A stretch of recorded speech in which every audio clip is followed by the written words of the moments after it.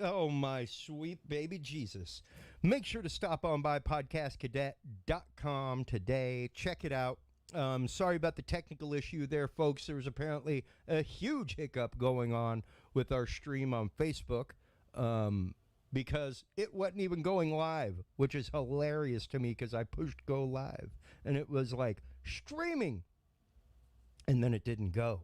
So welcome to the show, Facebook. How are you doing? You just got booked in the face by Dudes and Beer. Welcome to the show, our good friend. Goodness, how have you been doing? Russell Dowden, welcome. Hey, thanks, Chris, for having me a part of the show, man. It's a small world in the realm of production and podcasting in Austin, Texas, my friend. I had no idea what you were doing until you reached out and said, hey, is that you doing the Hemp Show? Yeah, precisely. It's one of those, like, both of us were like, really? Wow. And it's hilarious because Austin is like audio, video, podcasting in general, and even media in most towns is a very incestuous industry. Yeah. And by that, folks, I mean, like, you know people. And you know people because they've worked with people that you know. Things like that. That's how we met, you know.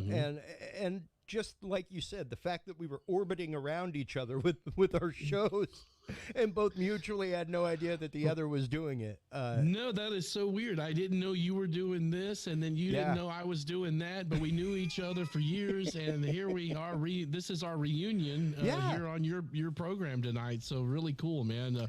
I didn't know you were following our podcast on the Texas Hemp Show or picking up have you ever gotten the magazine too? That's been around town for going on 2 years. I have not been able, much like it was with like Rock and Roll magazine and Weird magazine and stuff, man. Like it wasn't that it wasn't out on newsstands. It's the fact that it got swooped up so fast. Whenever, like, I've gone to the places that typically carry it, and every time I go, it's empty. One of the things, Chris, I've done differently with this publication is like this is 49-year-old Russell publishing instead of like Weird magazine 34-year-old, 37-year-old publishing. Now I'm a full glossy magazine. We're in all the HEBs and Whole Foods in town. You can find us in the CBD stores. People pick us up around town in Planet K's and smoke shops. And so one of the things we've done in recent years is, you know, pay a little extra to be in those HEBs and those Whole Foods because a lot of foot traffic is in there. So you can always find a magazine there. But, you know, I've been doing the publishing thing for 19 years now here in Austin, and it's a lot of fun, and it's the only thing I know how to do, Chris. Well, and that's just it. People like us, Russell, we just do what we love, and we can't not do it. Yeah. Like, I can't not do this show. Even today, like, pardon my fumbly fingers, folks. I assure you, during my 6.5 hour long... Sorry about that. We have Production a guest that just tried to call in early. Chris, you got to mute your phone when you go on air. Oh, I know. I had the channel open. Well, what's funny is that our next guest is on via Skype, and the only way that I can, like, hot switch like that is to do one on my phone and the other over. And when I was testing it earlier, once again, I've been out operating since, like, 6:30, 6:45 this morning. So, like, I ran home, got my template ready here, and then contacted you and was like, meeting's open? Let's do this thing. And I was like, well, I got to go get a few beers at the convenience store because I can't be on Dudes and Beer without a beer. So I went to the store and hey, this is fun, man. I'm really happy to hear that you're doing this podcast. You've got it going for 300 and some odd episodes. I mean, you know, folks, Chris used to write for Rockstar magazine when I was publishing Rockstar and I think Chris came into the InfoWars family as I was exiting or something like that. And then you came aboard and started writing for Rockstar magazine. I used to publish Rockstar, and before that, Weird magazine. And so I've been in the magazine business a long time here in town. But it's very cool to see you doing this, and your setup there is awesome, man. I'm a little envious of what I'm seeing here in your studio there. That's pretty cool stuff. We got to get together. I want you to come by my studio. I can definitely hop over to your studio and help you spruce it up, buddy. It's quite literally one of my side hustles. I help people build home studios. Come over. Chris does a lot of audio production professionally. He used to do a column with Rockstar Magazine and show you how to tweak or modify your gear, get a really cool sound out of your guitar. Yeah. So Chris is a tinkerer. For folks that know or don't know, but he likes to play with gear, and I'm like that too. And then I have this background in media like he does in broadcasting, and so just very serendipitous that we cross paths again here in 2021. And I'm not surprised at all that you've been doing this. Well, and I'm not surprised at all that you went the way that you did with Texas Hemp Reporter, man, because literally, you've never not been on the forefront of things, or had your finger on the pulse. And what's great is the way that you are bringing such a fantastic message to this cause. Once again, I mean, like, marijuana legalization, hemp legalization is one of the many causes that we've gotten behind on this show. Because, like, dude, CBD has literally changed my life. Things like that. And the fact that here in Texas, like, we are literally now ringed by legal states and a legal country. Yes, like, that's right. Mexico's legal with marijuana now. Like, Arkansas. Arkansas is more progressive than Texas, folks. All right? We talk about that, Chris, all the time on the Texas Hemp Show. How Arkansas or Louisiana can beat Texas in anything, but it's true. We're surrounded completely by programs that have better programs than the Lone Star State, including Mexico south of us. One of my co-hosts, Jesse Williams of the Texas Cannabis Collective, always reminds me, saying, you can go west to El Paso, Russell, all the way to the Pacific Ocean, and have a cannabis plant state. They are open all the way to the Pacific once you get out of El Paso. And we are surrounded by states with better programs. And we try to have folks on. I've had Sid Miller on the Texas Hemp Show with our commissioner of the Texas Department of Agriculture. I had him on maybe podcast 34 or 35, somewhere there. You could find those archives out there on our previous shows. But, he said, I asked him about, what did you think about the program we have in the Lone Star State? And he said, well, with anything, you gotta, how do you eat an elephant, Russell? You take it one bite at a time, and so we do have 1% cannabis in the Lone Star State right now. And 1%. That's woo! Well, hey, number one, better than what it used to be. That is a victory for Texans, I guess, at 1%, Chris. Well, and the thing, hey, at least 1% is some kind of medical benefit, not like an incredible amount of like pain relief benefit or anything like that. But there's still some medical. I mean, hey, even just smoking CBD flower, there are medicinal benefits for you. Yeah, and I, it's real funny. I ended up in this space in a weird way. Sorry, I guess I'm getting a ding from someone there. Apologize if that comes through. That's all right. But when COVID hit, I was kind of trying to get into. Somebody approached me to sell seeds, Chris, to sell cannabis seeds hemp seeds from Colorado. And I was working on my sports magazine, Texas Sports Monthly. I was bringing Rockstar back with the Gary Clark Jr. cover in March of 2020. And, when COVID hit, it really, it killed South by Southwest. It killed my magazine for the music industry. All sports were halted on March 12th of 2020. So my sports magazine was out of business.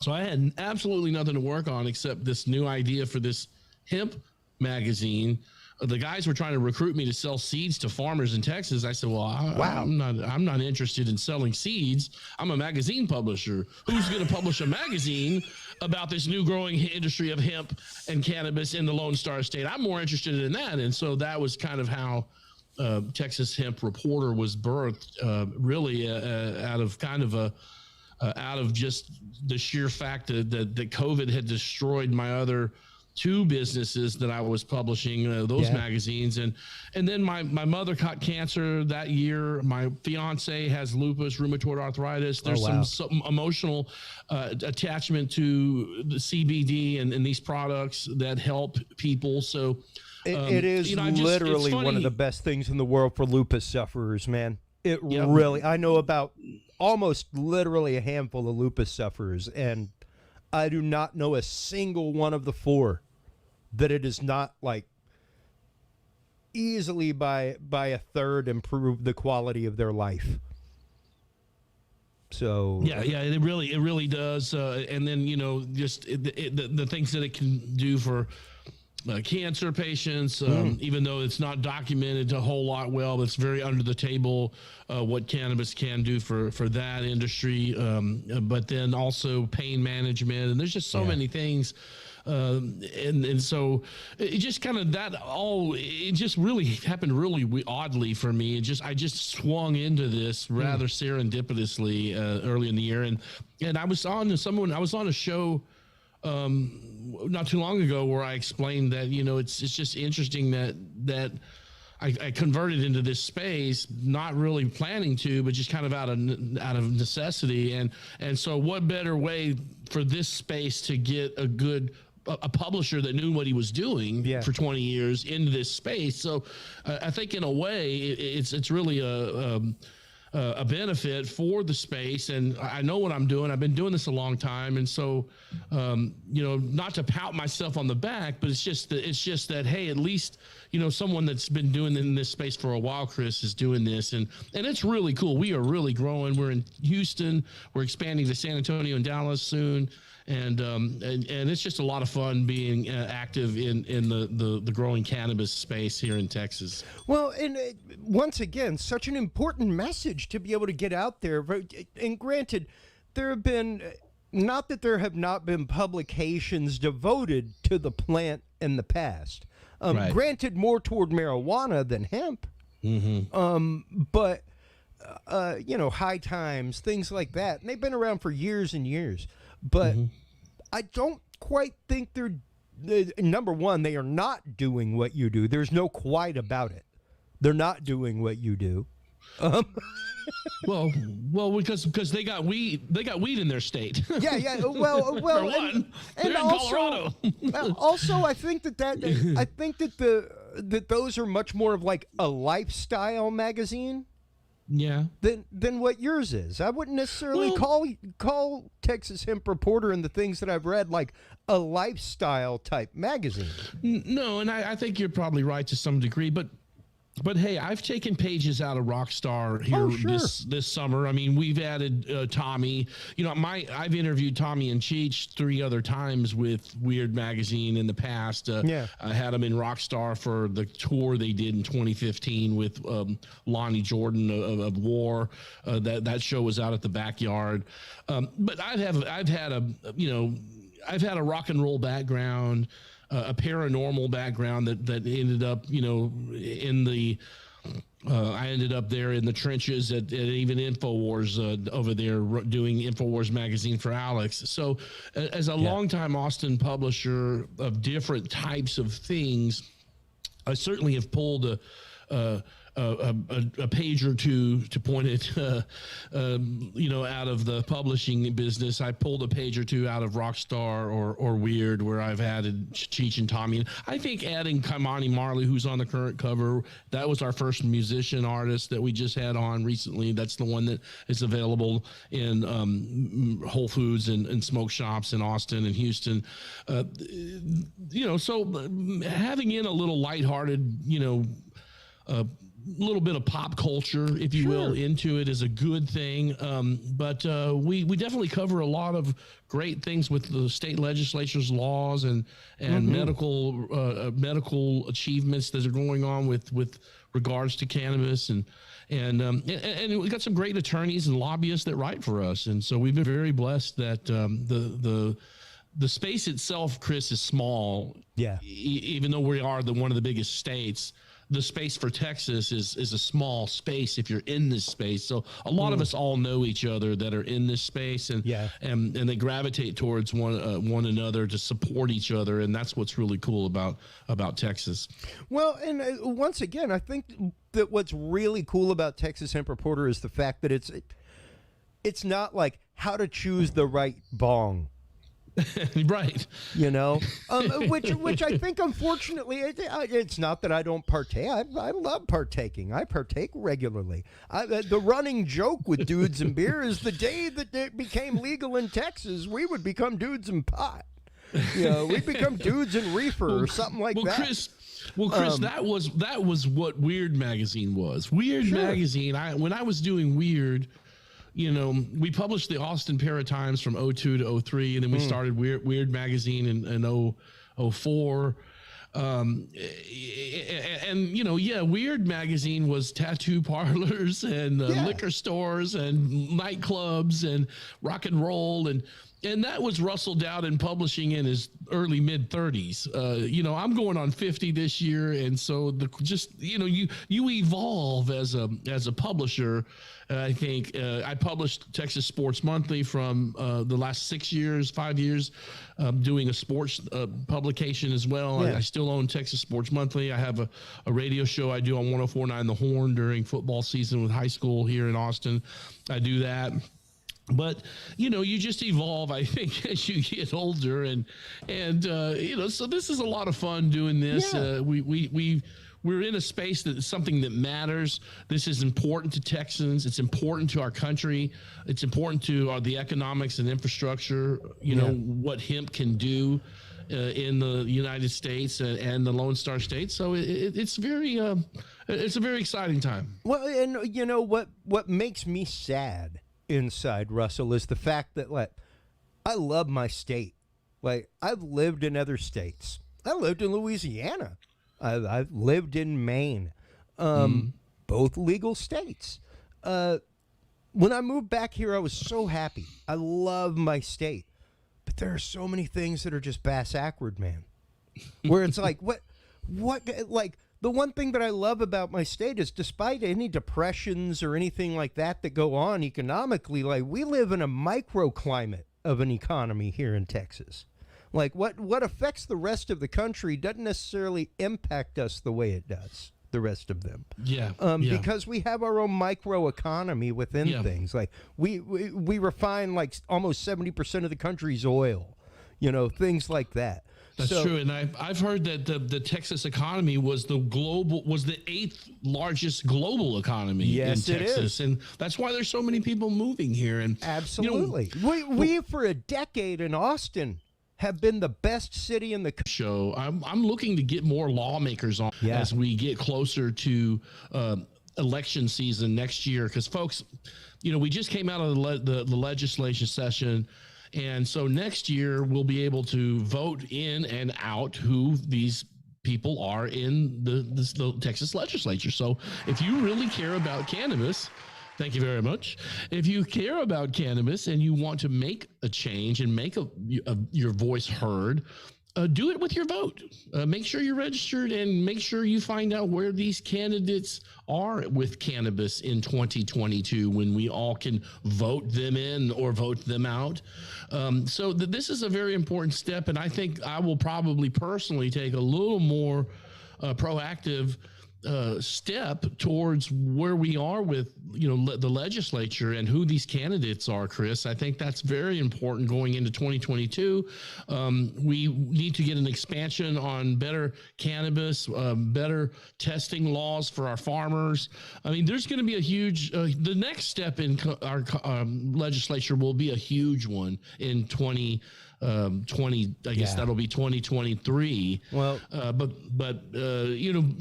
get active about this and let go out there and find out who these candidates are and vote those guys in that you want in that are going to let cannabis be legal. That's right, man, and that is something that we have said on this show so many times, is that we often forget in this country that we live in a republic and that a democracy is just a form of voting, not a form of government.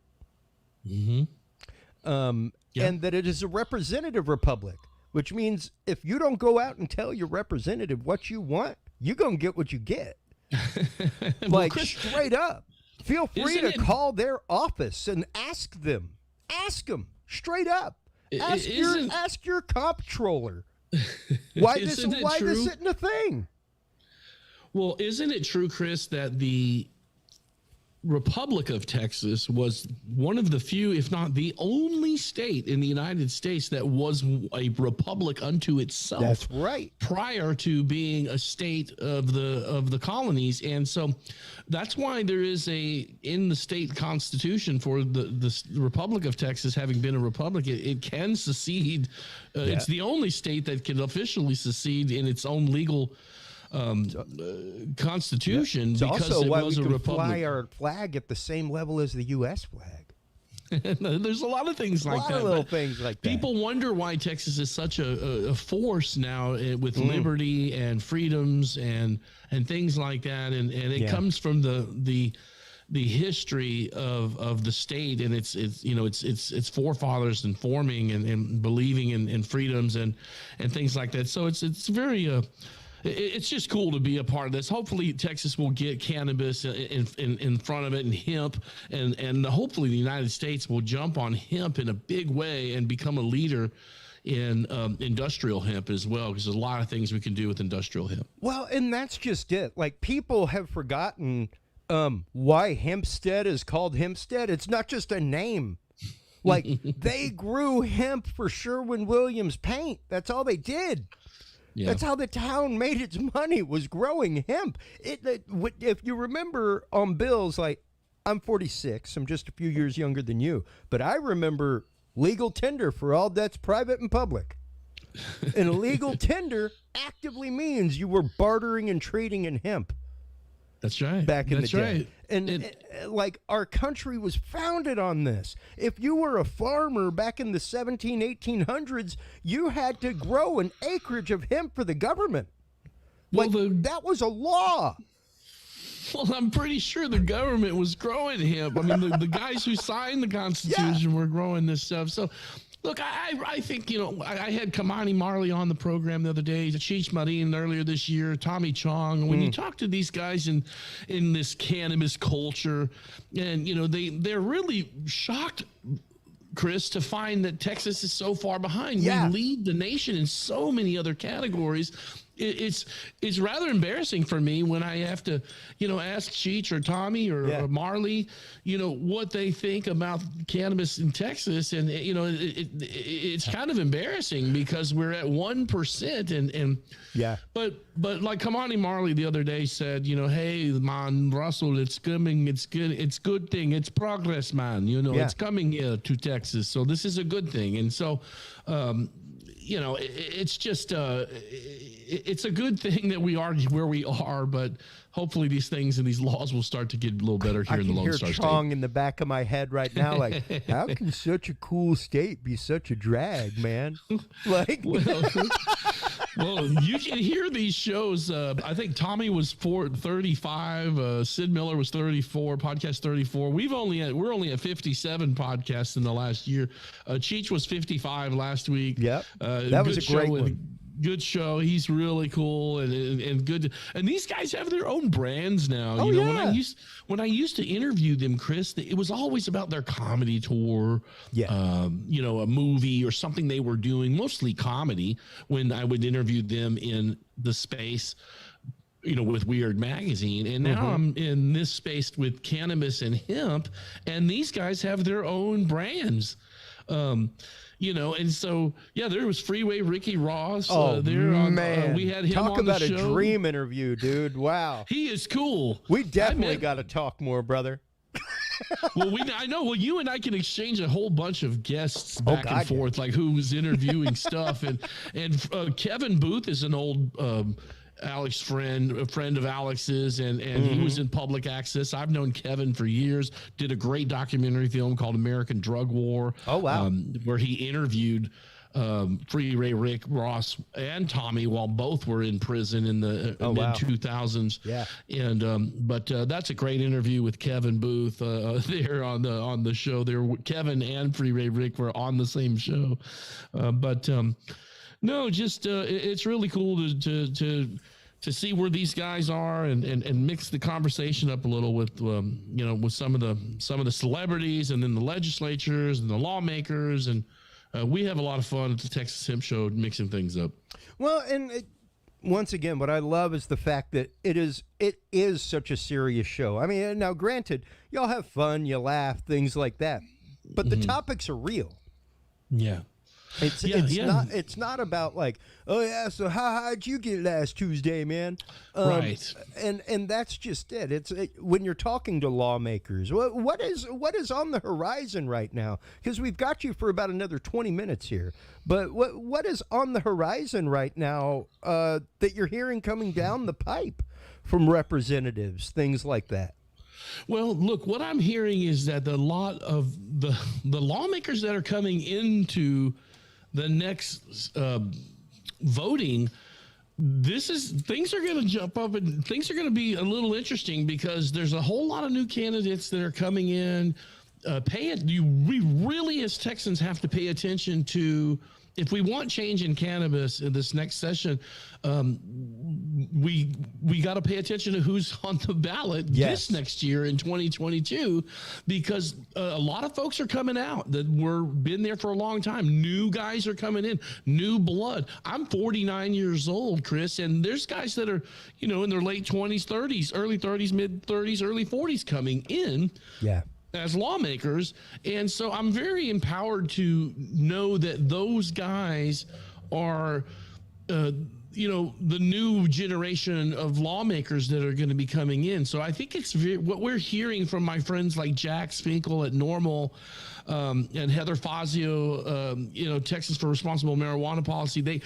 What we're hearing is that lawmakers that are coming in is going to be new changing of the guard in 2022. And so what we want to really do is pay attention to this and vote like Tommy said on the show, vote those guys out that don't want this stuff. Literally the only power you have.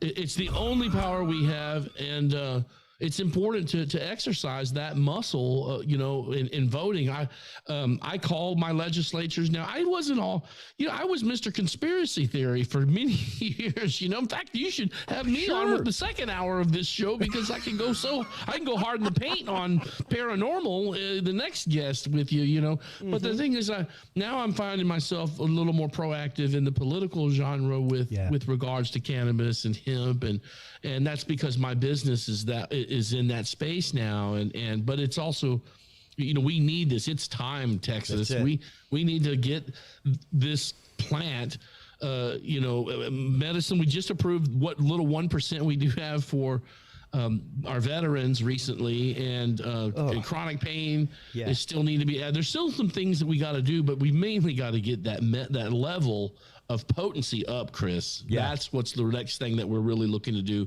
in 2020, 2023 is get the potency of the medicine, the quality of the medicine. That's right. Up, to a reasonable 7%, 5% medicine, not 1%. Yeah. And what a lot of people really don't realize, Russell, is the absolute impact that it has on the illicit.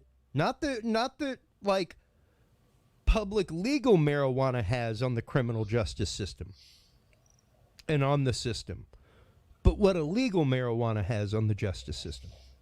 The impact on it is huge and vast. There's a reason why Houston decriminalized. There's a reason why, Austin decriminalized. It's because that stuff just eats. Like when you're talking about somebody getting busted for like a joint, like, I got a joint. You may as well be walking down the street with like a beer.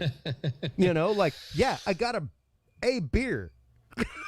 Well, You know, when I was young and growing up in South Austin,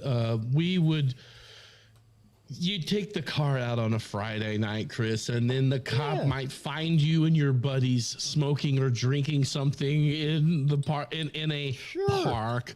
And those cops were so cool back in the old days. They would bust our balls literally a little here if you take that euphemism empty that out on the sidewalk there and stomp all over it. That's now right. Get your ass home, boy. They would empty the beers, pour out your bag, and tell you to go home. And then you'd come back the next morning, you get your car and you drive it back from the park, and that was how it was back in, the late 80s. But it is encouraging to see that they are decriminalizing in municipalities. And hopefully that will continue. That's a trend that we've been seeing, and hopefully the Lone Star State will just do that on a statewide level as well. Well, and in addition to that, it's also the fact of, when you're talking about illicit marijuana, things like that, you're looking at, you have no idea how it's been grown, what conditions it was grown in, what was used to grow it. You have no idea what they sprayed on it to keep bugs away, or what government sprayed it to try to kill it. Yeah. Whereas when you've got a regulated industry like you do in Colorado, California, everything else, like, you got to go through government regulations in the state to be able to even obtain a license to grow or anything like that. And then the eyes that are on you when you're doing it are so intense, and you have to be able to, like, list the exact amount of THC. All that kind of stuff. So there really is, for those of you out there that think like there's no medical benefit, there's no medical process to what's going on and all that. Yes, there is. Yeah, there really is, Chris. And one of the things that we were speaking to last week on the show, Coleman Hemphill was my co-host last week from the Texas Hemp Industries Association. And one of the things that as we closed the program on podcast 56, is we talked about, hey, let's have an open conversation with our lawmakers like Dan Patrick, the lieutenant governor, who keeps stonewalling legislation before it gets to the desk of the governor's desk. Let's talk to, I said, hey, let's talk to the lieutenant governor, ask him to come on and tell the public why he feels that stonewalling legislation and further advancement of cannabis is so important to him. It's important that we hear these things too.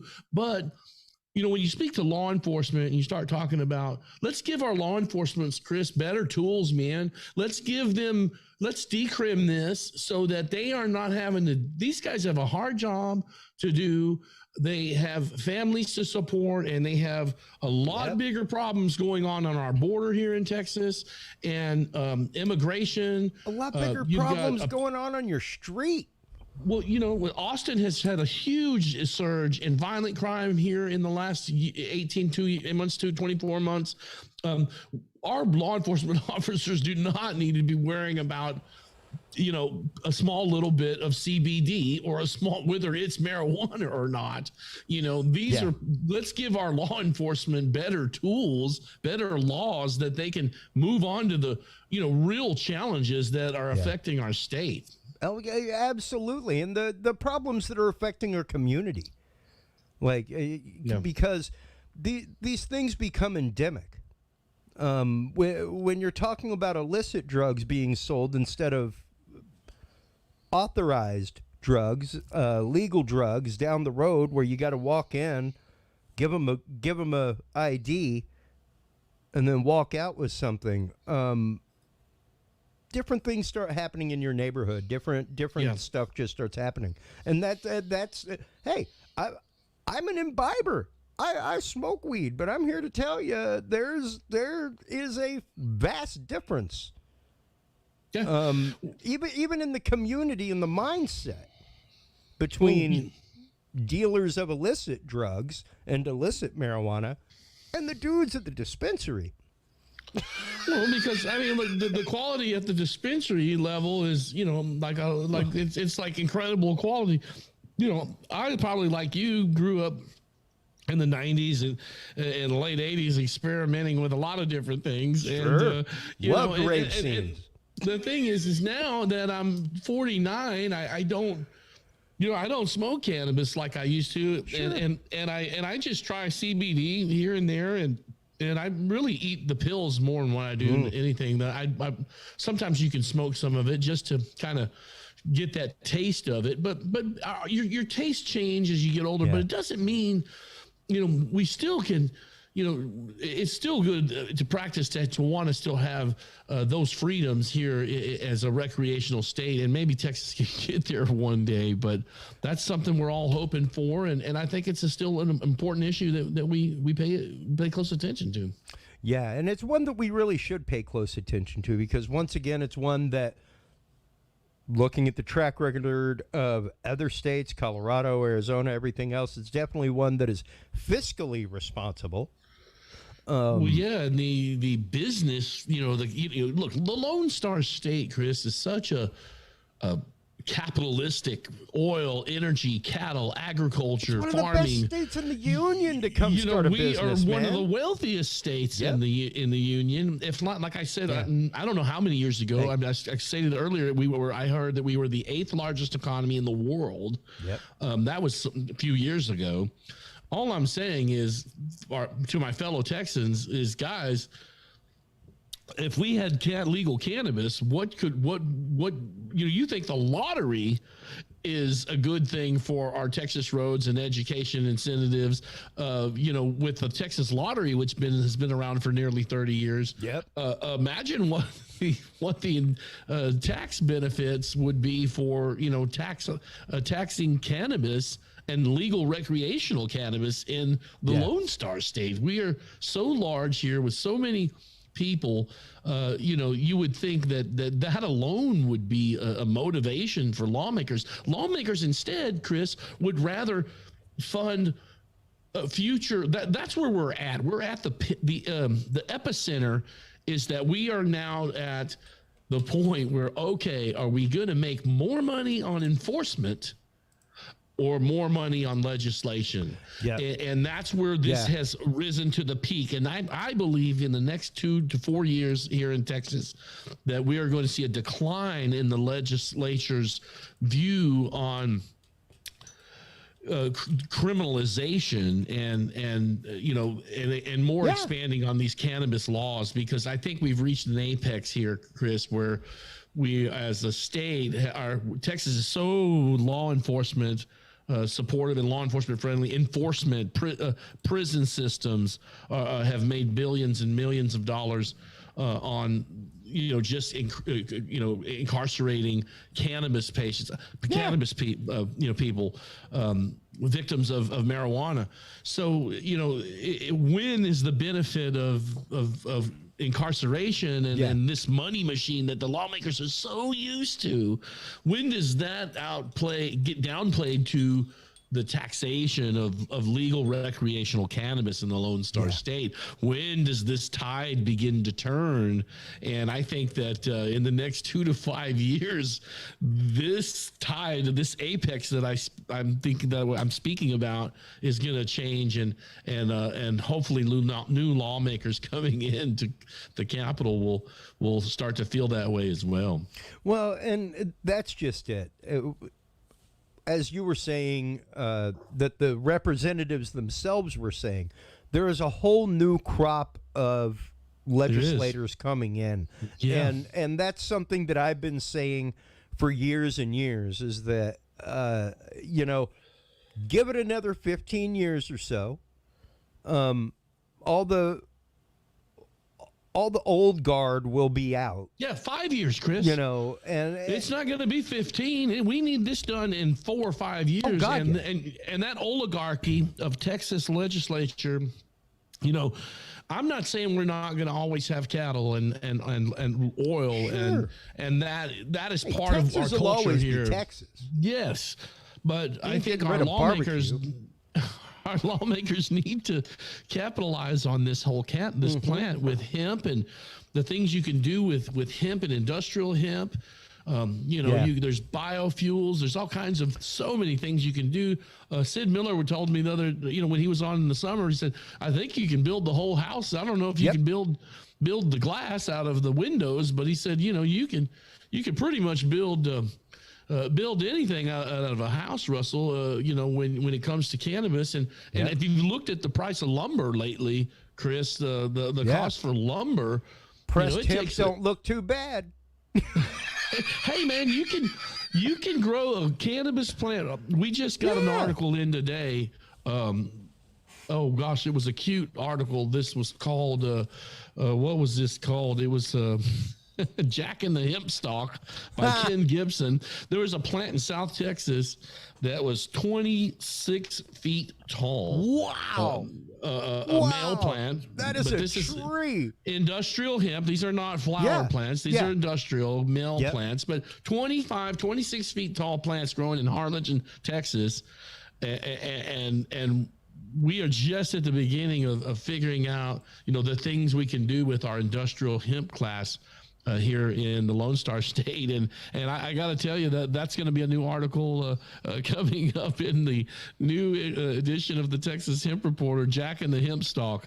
Look for that. You'll see 25-foot pictures of cannabis is planted 7 inches apart from each other. It's just incredible. Wow. And that's just it. Like, if you're talking about renewable sources, if you're talking about, even the products that can be made, there's a sulfuric acid process that's involved with breaking wood pulp down to be able to make paper. You don't need that with hemp. You can. Henry Ford's first car was made to run off hemp seed oil. And the body was made out of hemp. It was made out of pressed hemp. Just about anything that we make out of petroleum can be made out of hemp. Plastics, everything, coatings for wires, whatever.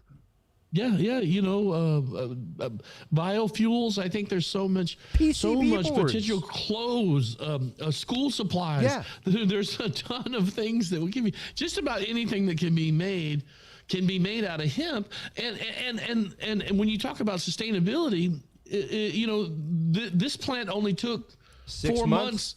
4 months, 5 months to grow it. So you don't got to wait 25 years for some lumber to grow in Northern Oregon to build a home and buy your lumber at Home Depot. You can grow this in South Texas and get the same kind of wood, or a comparable, assets for growing industrial hemp. And so it's just somebody out there will fact check me, but I want to say that it's something close to like 10 years that it takes once you've mowed down an acreage of wood.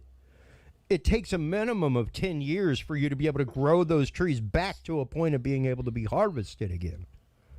Yeah. However, hemp will grow year round unless it's freezing. And mature in 6 months. No, in some states you can grow 3 times in 1 year. Oh yeah, absolutely. Texas is one of them. Yeah, South Texas can grow three seasons of male industrial hemp plants a year. It's really, December, January, February is the only 3 months that we might get a winter in Harlingen or Brownsville or Edinburgh. Yep. And so, we can get definitely 3 crops of industrial hemp out of the Lone Star State if we try. Oh, absolutely. And that's just, there are so many vast opportunities for this plant, for this industry in our state. Thank you, man. We've got to have you on more regularly to talk about this kind of stuff. Literally. I mean, one of my favorite things is having correspondents on my show that come on like bi-monthly, stuff like that, to talk about these kinds of topics, man, because once again, it's one that I have been behind. I mean, granted, I've recreationally enjoyed for years, but when it comes to CBD, when it comes to the medical benefits, when it comes to the benefits of hemp as an industrial product, if you ain't behind it, you're a fool. That I'd love to say it. That's probably about as Christian a way as I could say it, without calling somebody real names.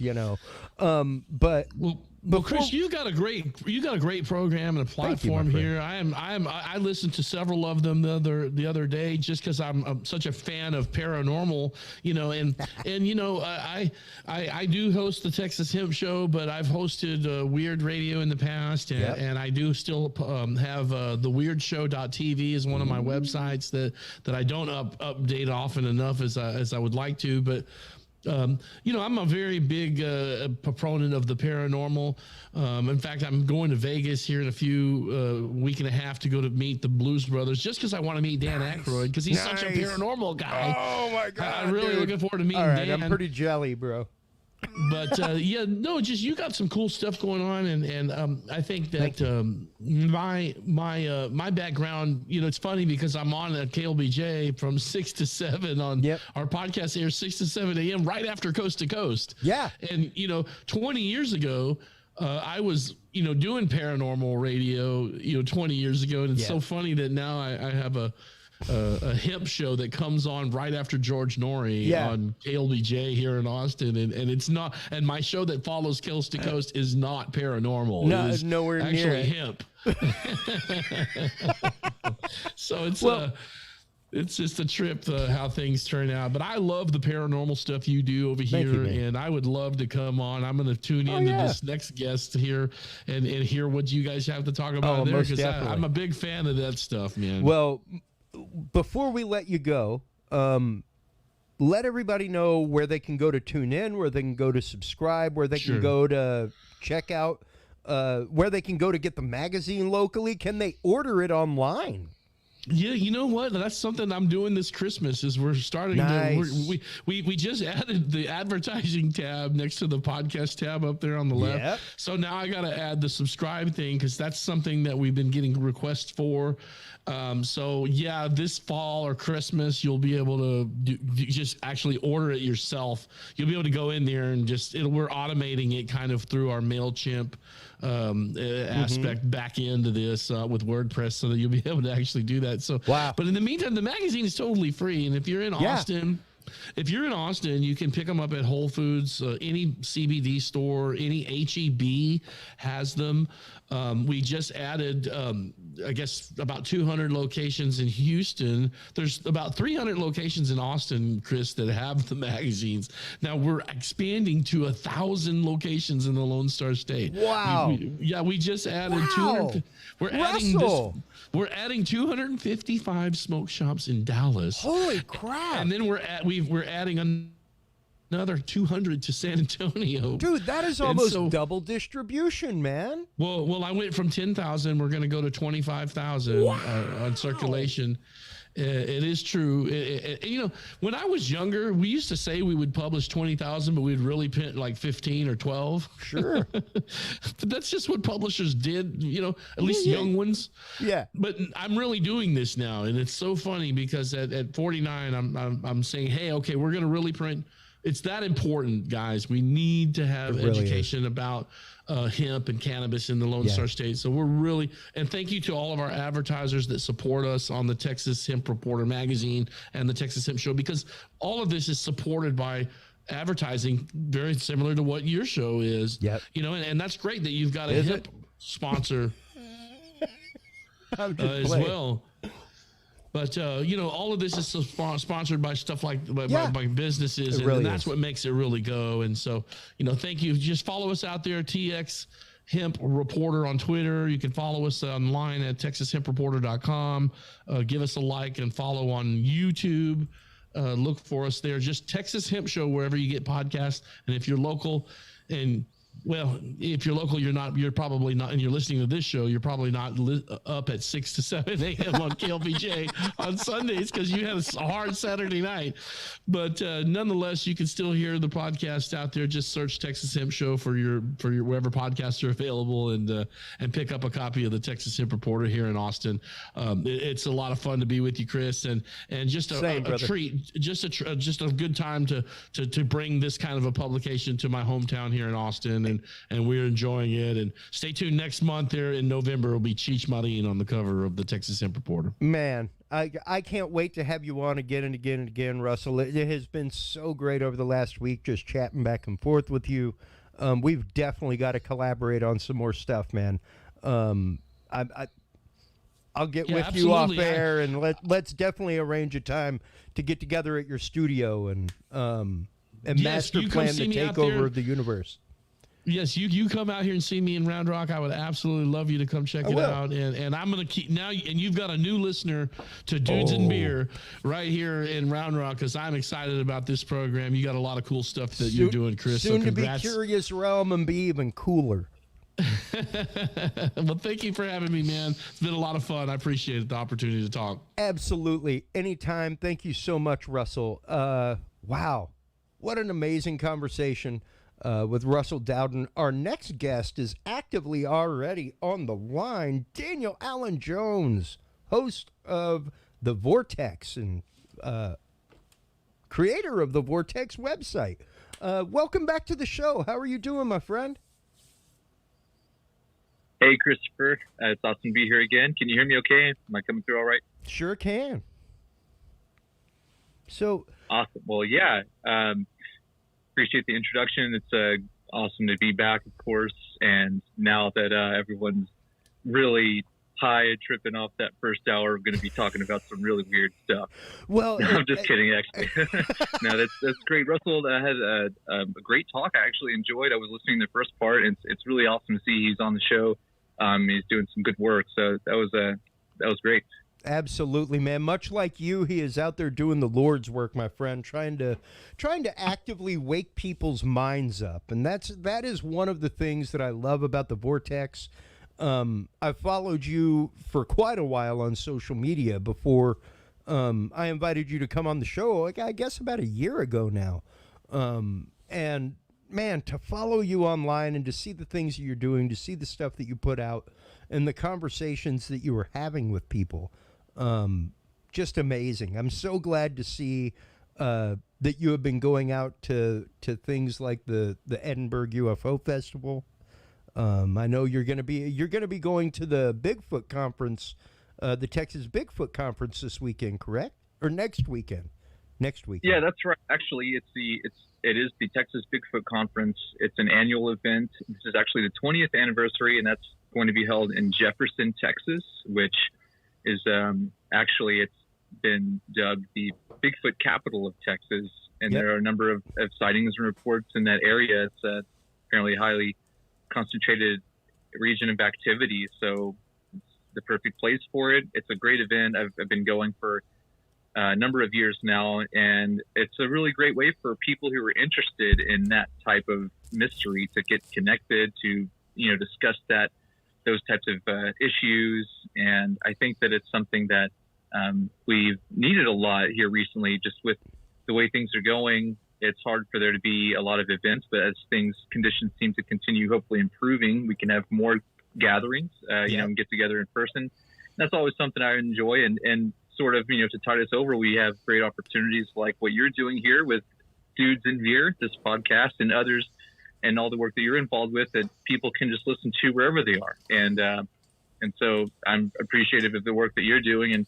And thanks for, checking out some of those things I like to share online, the posts and all of that. It's just a great way, I think, to share about what I think is, valuable scientific information that otherwise people might not hear about. It might be overlooked, and it helps us understand more about our world and nature and the reality we're a part of. So that's all something I'm interested in. And of course, there are a lot of those scientific mysteries that catch my attention. So I do what I can to get around, and a lot of the different things, like you said earlier this year, I was at the Edinburgh UFO Festival and Conference. That was a great event. I've been going to that one for a while.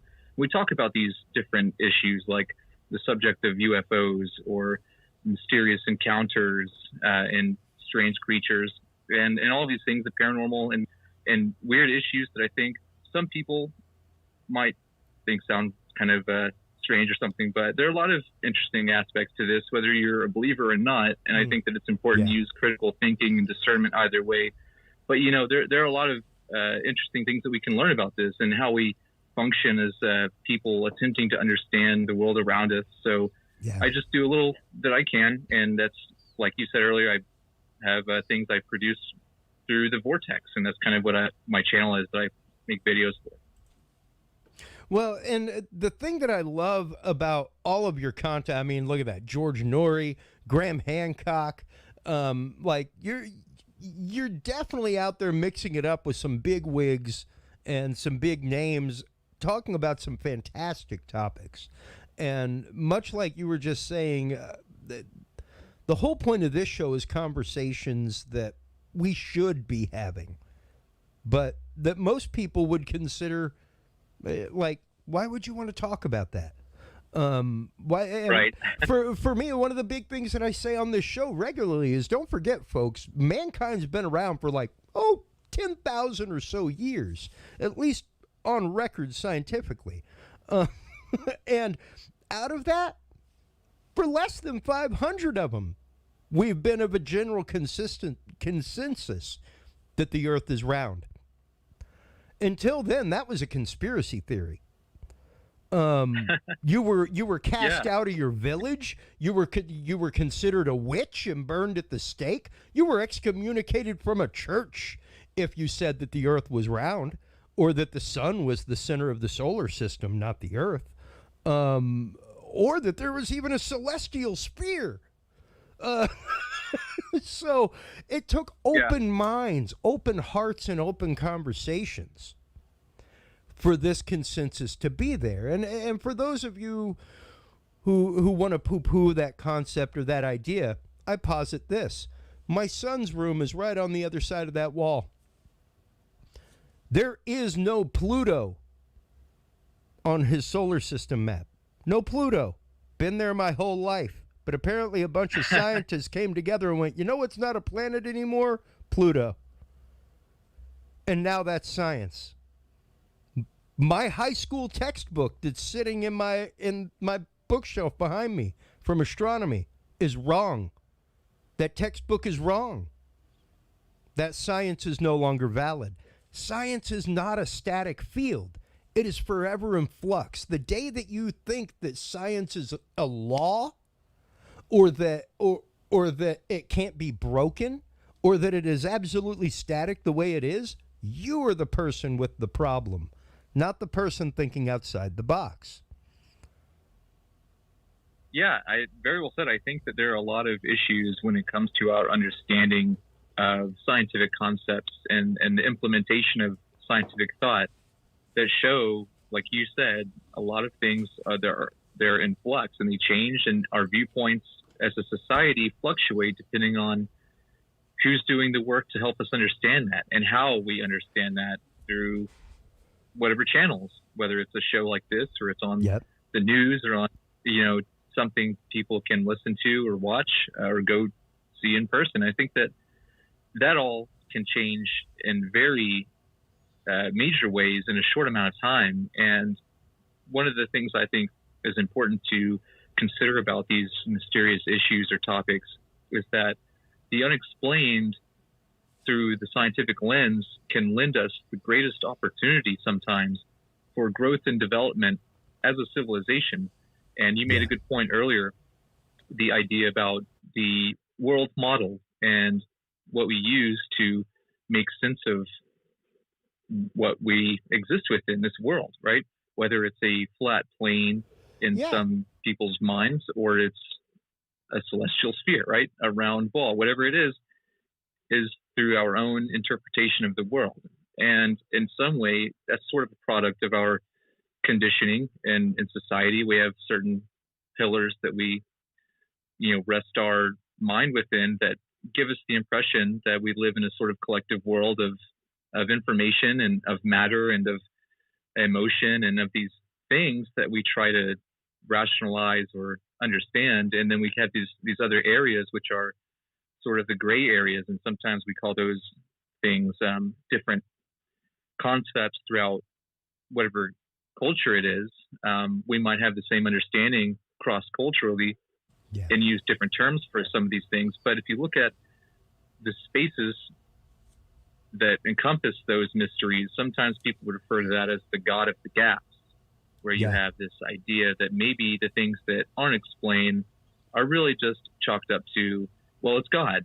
And, not to negate that that's really a right or wrong answer or something. I think that what it does is it is a sort of placeholder for the lack of understanding of what's really going on, and as we learn more about our world and ourselves, like you said, being open to the possibility that our interpretation is always adapting, and we have to adapt. Otherwise, we'll stay stuck in this sort of paradigm of disillusionment, and that can be dangerous. And in some ways, some people can survive in that.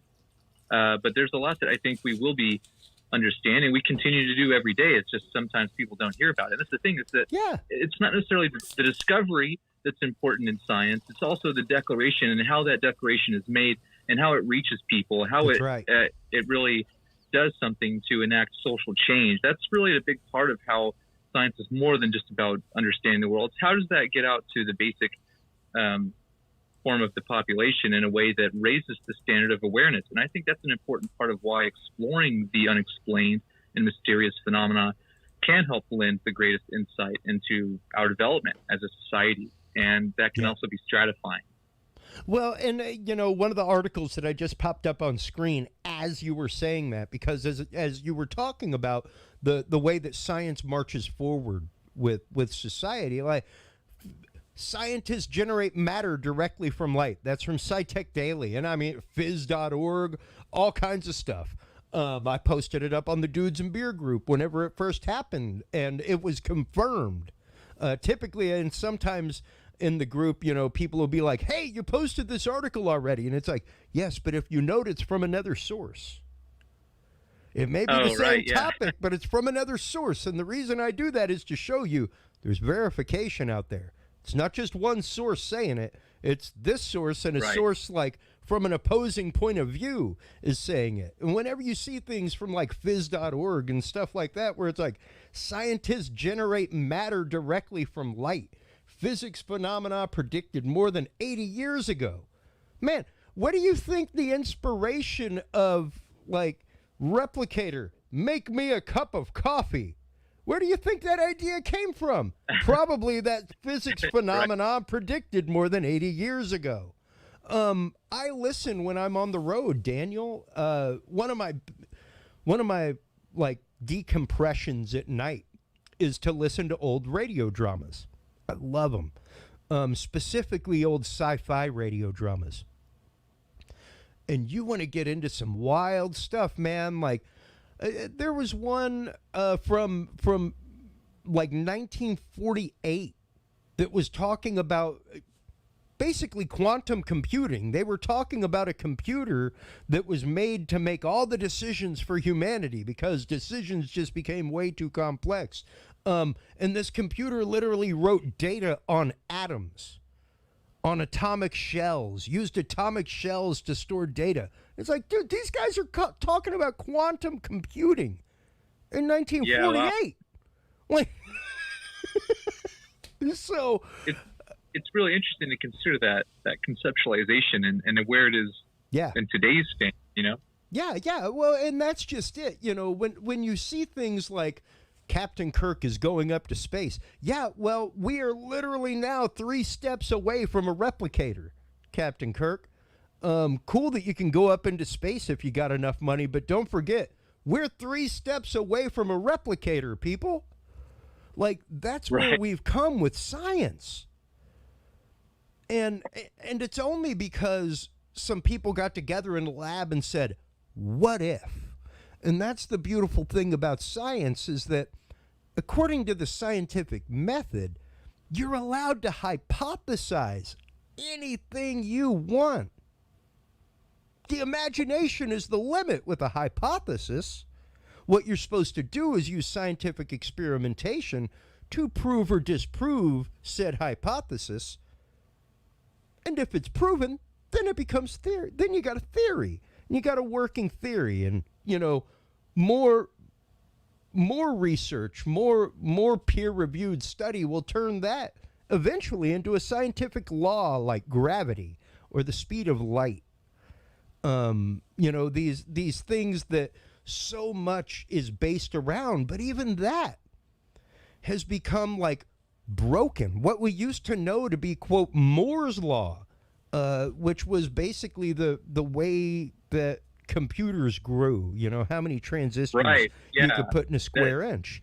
And It's a really interesting concept. it's gone. It's obliterated. No longer exists. And that, like 3-4 years ago, when I heard one of the heads of Lockheed Martin up on my stage at the NVIDIA conference in D.C., talking about how within six months to a year, Moore's Law will collapse. That's where we're at with the state of transistor technology right now. And that's what Moore's Law basically states is, you know, every 6 months, the capacity of a chip in both speed and speed due to the number of transistors able to be fit in a square inch increases. And yeah, we've gotten to a point that law, that maxim of science, is just defunct now because of scientific development. And right, and I'm really glad you brought this up, because you can see that this is something that, as you said, you got to really hear it firsthand. And I think that what you see happening is the concept behind Moore's Law is essentially something that can be extrapolated in a different form, but refers to the capacity of the transistors and how the processing power can be exponentially greater or scaled, depending on what the technology consists of and the materials. So if you use the same principle, you can say, and this is something that you've probably heard this as well for some of the audience who hasn't, Elon Musk has even brought this out of the proposition for simulation theory. He says if we consider Moore's Law in accordance with what we see in augmented reality, or to put it simply, video games, then if we see how on a trajectory of the next, several years, maybe not even within the whole century, that it would be to consider something futuristic as far as a virtual reality would be essentially, as he says, indistinguishable from base reality, which is like the organic, supposed, normal form of our world or universe. And so that's a really incredible concept to consider, even someone like him saying something like that. Most people don't know what Moore's Law is, but, there's something I had that I think is important to mention. This is a really interesting quote. It's Planck's principle. Max Planck is, renowned for really bringing out the whole idea of quantum theory and mechanics and these things. But the quote, and there are many, of course, but this one particularly fits really well with this conversation. He says, "A new scientific truth does not triumph by convincing its opponents and making them see the light, but rather because its opponents eventually die and a new generation grows up that is familiar with it. And important scientific innovation rarely makes its way by gradually winning over and converting its opponents. It rarely happens that Saul becomes Paul, and its opponents gradually die out, and that the growing generation is familiarized with the ideas from the beginning. Another instance of the fact that the funeral lies with the youth." And this is informally paraphrased as "science progresses one funeral at a time." And this is something that I think is a big part of like how we understand things culturally, whether it's built upon earlier predecessor information or not. And you can see, like, apparently since ancient times, we've lost a great deal of our understanding somewhere along the way. And you mentioned like Graham Hancock, he's a big proponent of that, saying that, humans are a species with amnesia, and that we've forgotten a great deal about our past that seems to be of like some significance. And I think that's important to consider, even if in the event that we do have a great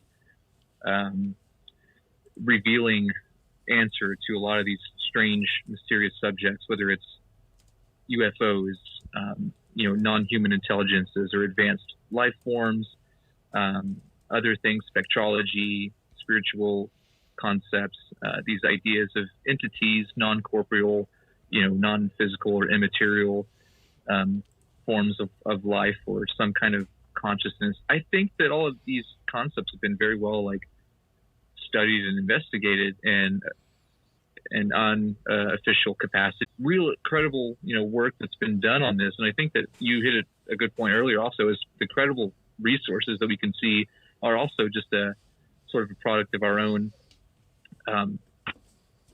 barrier, passing of these ideas that Yep. you have to be of a certain credentialed, position to give factual information. And a lot of times I think that's really important to consider rather than some that, not so reputable source that's spewing out things that otherwise can't be substantiated or just really incredible claims. And that's kind of what the Sagan standard is alluding to is extraordinary claims require extraordinary evidence.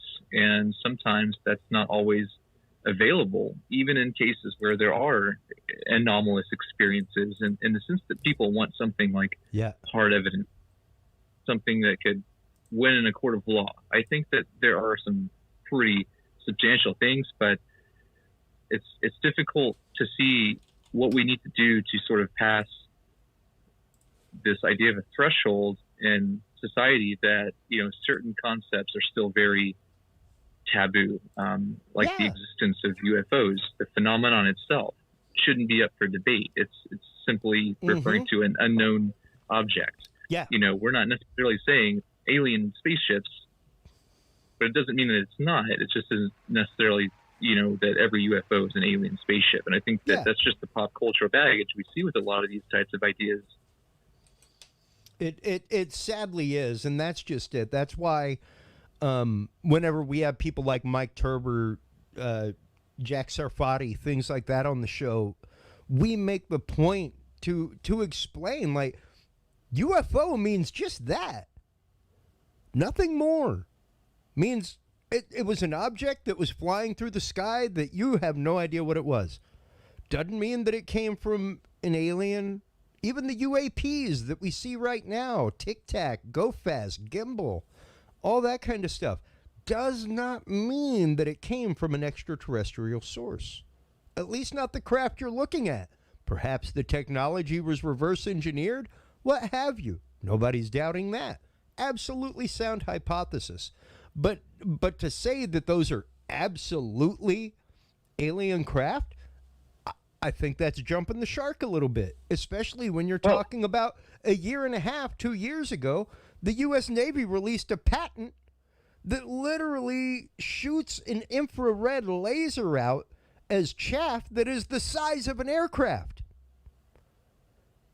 Right. And can move whatever speed they want, that's made to fool infrared cameras that are on the front of missiles.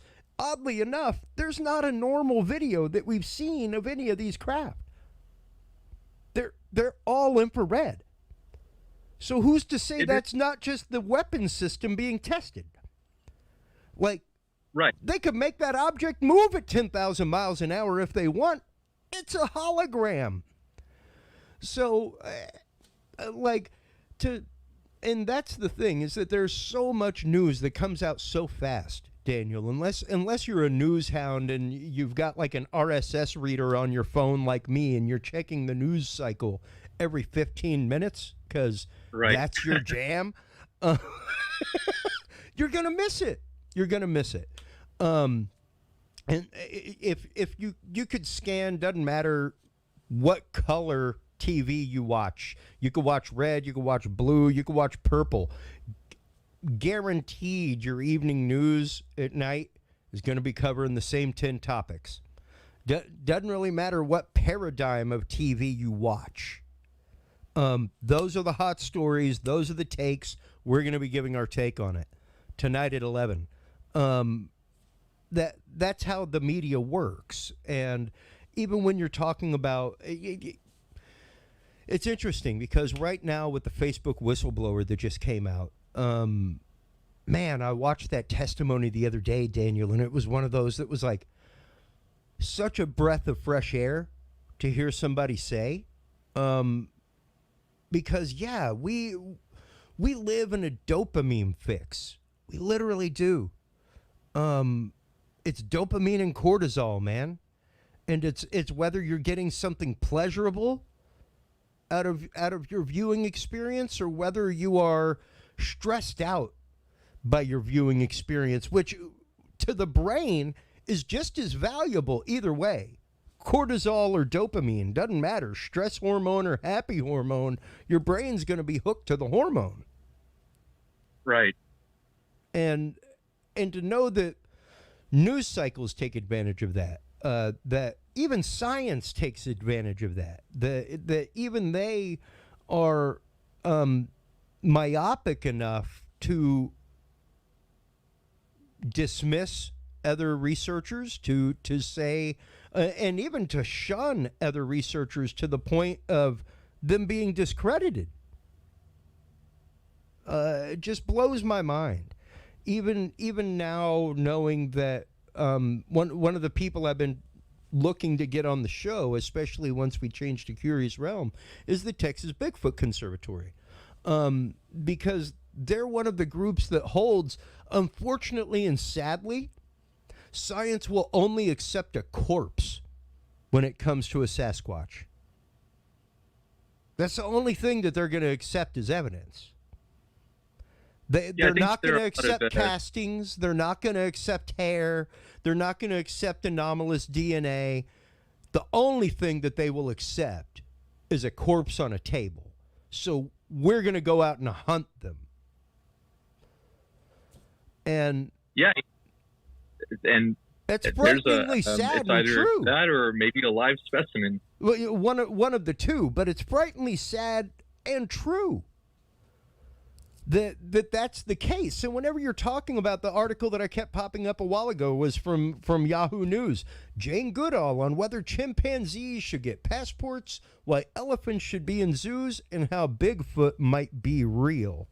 Like, that's Jane Goodall. There is quite almost literally nobody who has done more primate research in the world than Jane Goodall. Yeah.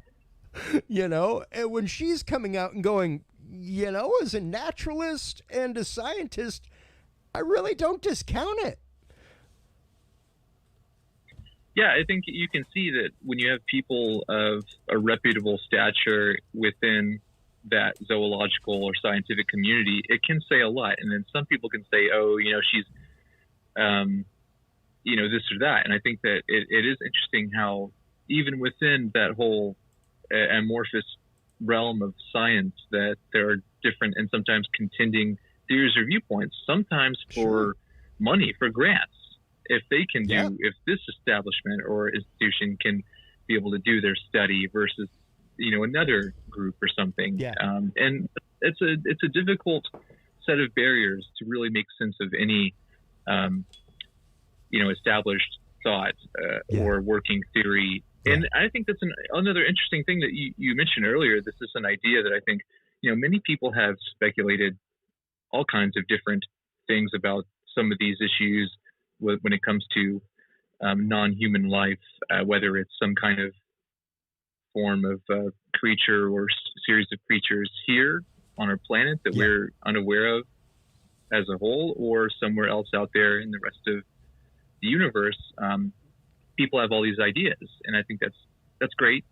But at the same time, some people they you know, throw the term theory around quite a bit. Yeah. And I think it's interesting to consider how, you know, we can see sometimes it's okay to theorize certain things, but really I think that the main idea of the theory is it has to be something testable or hypothesized. That's right. You can see that, you know, if people are making claims about certain alien beings are the ones behind this or that, it's like, well, that sounds incredible, but is there something tangible enough about any of that it could potentially be tested at any point? And that's a really tough question that really I think is also a sobering one, because there are a lot of lofty ideas and a lot of rhetoric when it comes to some of these subjects, or about Bigfoot or something. And I saw that article of Jane Goodall commenting on how, you know, she is not dismissive of it, and that, you know, it's open to the possibility. I think that says a lot itself. Foolish scientist would be dismissive. Yeah.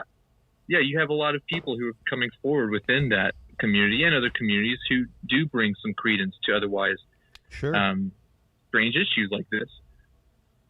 Well, and you know, even in the Dudes and Beer group, and on occasion, Daniel, you know, I tag you in posts because it's one of those like, yo, man, check this out.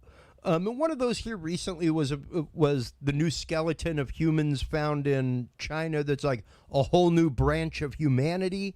Things like that. Like this stuff is being discovered all the time. While there were like 27 species that went extinct this last year, there were over 100 discovered. He's extinct. We don't see the ones about how many were discovered. Yeah, and that's another thing is that we do find and make new discoveries every day, and most of those aren't, let's just say, exotic enough to really get the attention of non-scientific people, like the everyday, person, the common people who don't really have a way to keep up with some of this unless they either go out of their way or they hear about it from some other mainstream source or something. Many of those discoveries just kind of get swept under the rug, but are only interesting to people who care enough about any of that stuff to keep up. Like you do a great job of sharing a lot of that, and I'm very appreciative when you tag me, because that's how I find out about some of those cool things too. But like you said, this one skull found in China it's this one of these articles, it says it's forcing scientists to rewrite the story of human evolution. Well, darn tootin'. I think that there are some like sensationalized claims for the purposes of writing articles, like you pointed out earlier. Sometimes that can be taken advantage of, but you do have some interesting findings, which, not to put a crazy spin on it, you do have to factor in, where's this really fit within what our conventional understanding is, or do we need to rework it, or does it seem to be one of the things that this is something that you find happens sometimes, is that findings like this sometimes seem unique but may not always be original, and also might just imply that new people are finding known things and are looking to also just sort of make a name for themselves or for some kind of idea or group or something, and I think that can also be very tricky to deal with as well, because there are some people who've claimed this whole idea of the Dragon Man skull is nothing more than sort of the idea of maybe like the Denisovans branching off into another area or something to that effect. Sure. That might be possible, but at the same time, we have to be careful on overlooking discoveries like this and then unfortunately like filtering them out because they don't necessarily fit in. And I think that's something you see happening all the time. You made a good point. We see a lot of things that don't get acknowledged, and findings like this one actually did hit mainstream news outlets in some places. And this is something that was found many, many years ago, but it really just came back into awareness just a few. Yeah, the guy hid it in the bottom of a well for 80 years. Yeah. He knew about this thing for 80 years and was like, yo, man, that's just creepy, and I'm afraid the government's going to come to my house and like take my family and stuff like that. And he threw it at the bottom of the well and told his family. It was literally a deathbed confession that was like, hey, man, you may want to go check the well on the south side of the property because there's some wild stuff in there that you may want to check out. That's literally how it went down.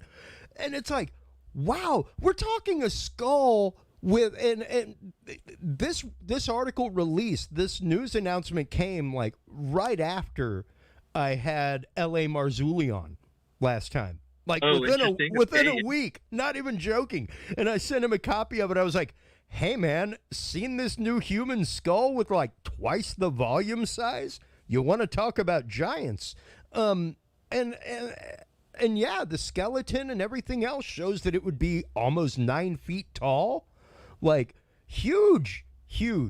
Like that's just a large departure from typical humanity, from Cro-Magnon, anything like that.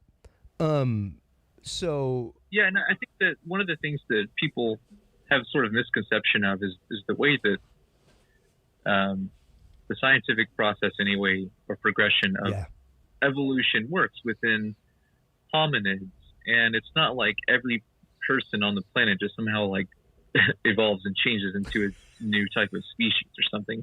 It's these groups of pocketed individuals who undergo micro transformations in their genetic makeup, Yeah. which then become macro changes within their pocketed communities. And you see this within animals, you see it within these cultural, disparate groups around the world that are all connected in different ways, I think, but also, Sure. share genetics with the Denisovans, with Neanderthals, and with maybe even earlier, like we, just found out some, not too long ago, this whole idea of like missing genetic lineages and how we're discovering new people who we don't have any tangible physical anthropological remains to examine, but we have forensic information we can examine through genetic information. And that's a really interesting concept that, like you were kind of alluding to earlier, certain things that we haven't had access to understand up until just very recently in the scope of human history. And I think that shows that if you continue, hopefully we can, and this could all change, of course, at any given time, but if we hope to continue along the same trajectory, that I would propose that in less than a century, we'll be able to fully map out like most of the tree of life, the genetic breadth of everything, we can examine in a way that we have the technology to do so. And it would almost seem like the way you described earlier, early science fiction shows portraying ideas that now almost seem commonplace or practical at this point in our stage of development. I think that if we continue along that, I would propose that that's a possibility, that we would have the ability through whatever organic or synthetic means to examine something and determine its chemical composition, genetic makeup, and really see into that through a way that we haven't conceived of before. And that's an incredible possibility, I think, that will lend us a lot of opportunity to understand like where things have really been going the last 100,000 years, if not, for at least for people, because we just found out this discovery recently that predates like the Clovis people here in America. That apparently is very controversial. Get out of my head. That's creepy.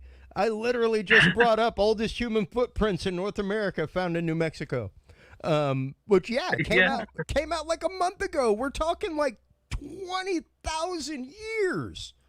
20,000 years, and they have been saying, at least I know my whole life, that people did not come to North America till almost 10,000 years ago via land bridge. All that kind of stuff. Possibly the end of the like at the beginning of end of the last ice age, things like that. And to see that, that's AP News, folks, and that's not the only source. Talking about U.S. Geological Survey recently analyzed seeds stuck in the footprints to determine their approximate age, ranging from 22,800 to 21,130 years ago. That is literally twice the given calendar of humanity in North America. Yeah. It's incredible to consider that it really overthrows those pillars that have been steeped in our conventional outlook on this for so long. That really kind of shakes that in a way that you have to consider if this really does play into our understanding of what history is and not what we can just interpret from it. And that's a challenge. It's also something that is a bit of a play on our ability to interpret information. And if we happen to misinterpret things as well. I think that this is more eye-opening because, like you said, for the longest time, the main idea is that people haven't really been here. And if we find things that overthrow that, in times past, it might have just been overlooked and filtered out. And then people could have eventually, and you hear stories of this, there are works done by people who have, considered that people of modern anatomical structure have been here in the Americas, both North and South America, for a very long time. And the concept of advanced construction methods at sites like Tiwanaku, Bumapunku, all of these different places that have extraordinarily curious methods to their construction, to me, I think are indicative that there's been something happening that we just totally lost track of.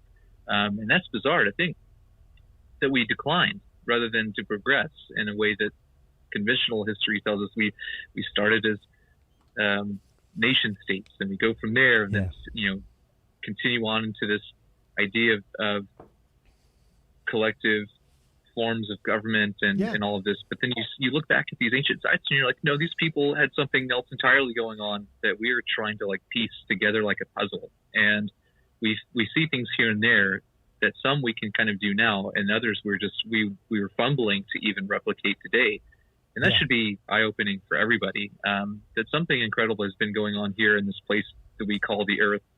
And some people might think that the statement you said earlier that was in the article about the dating is balderdash. I know people, they're like hardcore creationists to say that the Earth is only 4,000 to 6,000 years old, and that's impossible. And they're dead set on anything like this is an act of something that's been alluded to in the Bible or other biblical literature that shows that their way of justifying how this works. And I think that it's important to see that there are many contending and citing viewpoints in all of these things, and people can reason with discoveries like this in a way that makes sense to them, but it might not actually be what really happened. And that's a strange thought, because consider, like you said, how let's just say for the sake of conversation, how wrong we've been, and times past about simple things in our world, and proven wrong time and time and time again. Daniel, it's not just a one-off thing, that the consensus of humanity has been proven that wasn't right. I mean, heck, at one point it was pretty globally okay to have slaves. Not all right. Not cool. And that's just it. Humanity marches on. Science marches on. Despite everything else, we move forward, but the question is, does the conversation move forward with us? Because, like you were saying, people that are hard. I definitely know people that are hardcore like that. I was a seminary student my first year in college up in Dallas. I definitely know some hardcore creationists from the Bible Belt up there. And one of the things that we talk about on this show regularly is the religion of science. And how modern science has fully become religionized, in the fact of it is infallible. It cannot be changed. I mean, these are the same things I hear from staunch Catholics, things like that. Nothing to you guys. I love you. You're friends of mine. I almost wore your collar. However, that dude in the second part of the Bible, I'd love you to go find in the big red words anywhere where he said any of that stuff. Other dudes after him said it, dudes before him said it, but he didn't. So, and that's just it. We become so engrossed with this being part of our identity. I mean, I know people that straight up are like, screw what those scientists say, Pluto's a planet. It'll always be a planet to me. It's like, but it can't be. Science said it's not. So how can it be by science? And that it's interesting, because when you start looking at things, like you said, in the history of humanity, in the scope of humanity, there is so much that has been lost. Prime example, we a few times have had Stephen Myers on the show talking about the possible construction of the pyramids, and I love my shows on Gaia Network. I love all kinds of guests. Do I think that the pyramids were constructed by people from outside of our Earth? No, not really. Actually, I think Stephen Meyer's concept of building the pyramids via water lock system is pretty revolutionary and probably pretty close to the way it was done, if you think about it just logically and engineering wise. And what's interesting is that even to this date, when we have tried scientifically, and there are numerous documentaries out there by National Geographic, about every decade you see a new one where a group of scientists has gotten together and they're going to replicate the building of the pyramid on a 1/10 scale in a 1/10 amount of time, and they can't do it. Yeah, it's really interesting to see how they still can't do it. Things don't really pan out, and I think that should tell us something. You know, it's great that you mentioned these things because it leans into an area that I'm really particularly interested in. When we're dealing with these ideas in relation to human history and culture and different people around the world, all of their things from the histories that they understand, their mythologies, their understanding of the world and phenomena are part of. These things are an anthropological issue as well. And I think that as interested as I am in studying like the phenomena surrounding the issue, to understand the people and the culture of people involved with these things has always fascinated me as well. And so I've been working on this ethnography where basically, you know, you can get an idea about all these people that, and you mentioned some of them earlier. And I think it's, you know, we talked about this idea of like creationism or creationist. Sure. I should just say that I'm not necessarily just trying to call them out specifically, but that I enjoy talking with people of all viewpoints or extremities or whatever have you know. So that's I why think you're to me, on this show, it's Daniel. Because you get an idea about the way that people view or interpret the world based off of what their, you know, understanding is, or their upbringing, heritage, their culture, all these things, right? And to the extent that this also sort of comes full circle into something you'd mentioned earlier, if in the event that we're able to eventually get to the point, someone out there, I don't think it would be like widely accessible, but for a long time, but if someone out there could understand how to view or be able to access the information of the atomic structures of genes or just genetic information in a way that they can say, oh, okay, here's what's going on with this, and this is how far back it goes and all this, surely they'd be able to understand if in the event that some form of like advanced life came here that was non-human, aliens or otherwise, whatever it is, who helped out or not. I think that and especially for those who consider the whole idea of like the genetic alteration of humanity through these advanced intelligences, some people, you know, fall into that like ancient alien theorist circle, I guess. For anyone like that, I think that if in the event that were actually had happened or is happening currently, that we would, if at some point able to, you know, be able to access genetic information, we'd probably see signatures of modification and alteration, just as we're doing now with all of those things, vitro fertilization, all of it. I think that's an interesting concept that is sort of new to us, is that what can we glean from understanding genetic information through an optimum degree of technical proficiency, meaning we're not having like errors because of technology. We have a very clear sense of what's going on based upon like accuracy and precision, and might be able to see, oh, there's the trademark symbol the aliens left right there on the chromosomes, you know, like that was such a thing. We would be able to determine that, I would like to hope. Well, and in doing so, it's kind of funny to think, but like you said earlier, you know, a centralized form of consciousness controlling and making decisions for humanity, that's transhumanism. That's the singularity, you know? And in effect, like if we had something like that, I think that the ancient people had some form of awareness collectively of the reality or medium we exist within, having something to do with non-physical energy. And I know energy is a very like lofty term.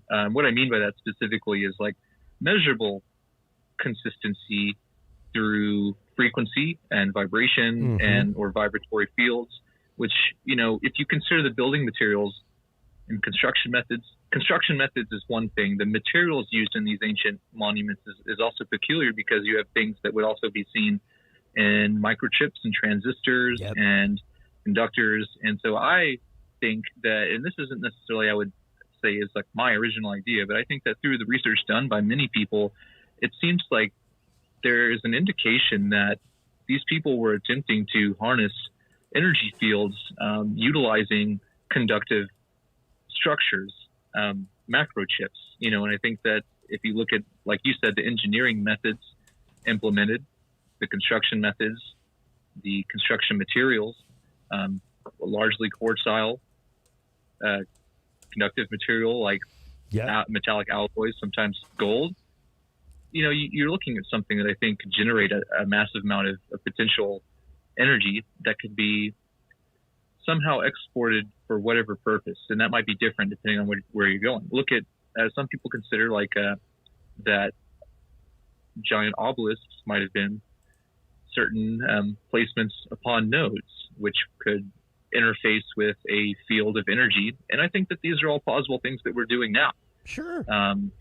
So if you look at how it might have been understood in a different way then, it might lend us an opportunity to perceive ideas that may never have really been enacted upon up until more recent times. And I think that really kind of changes how we can see what was going on with these, rather than them all being burial mounds or tombs or things that otherwise well, were seen later on.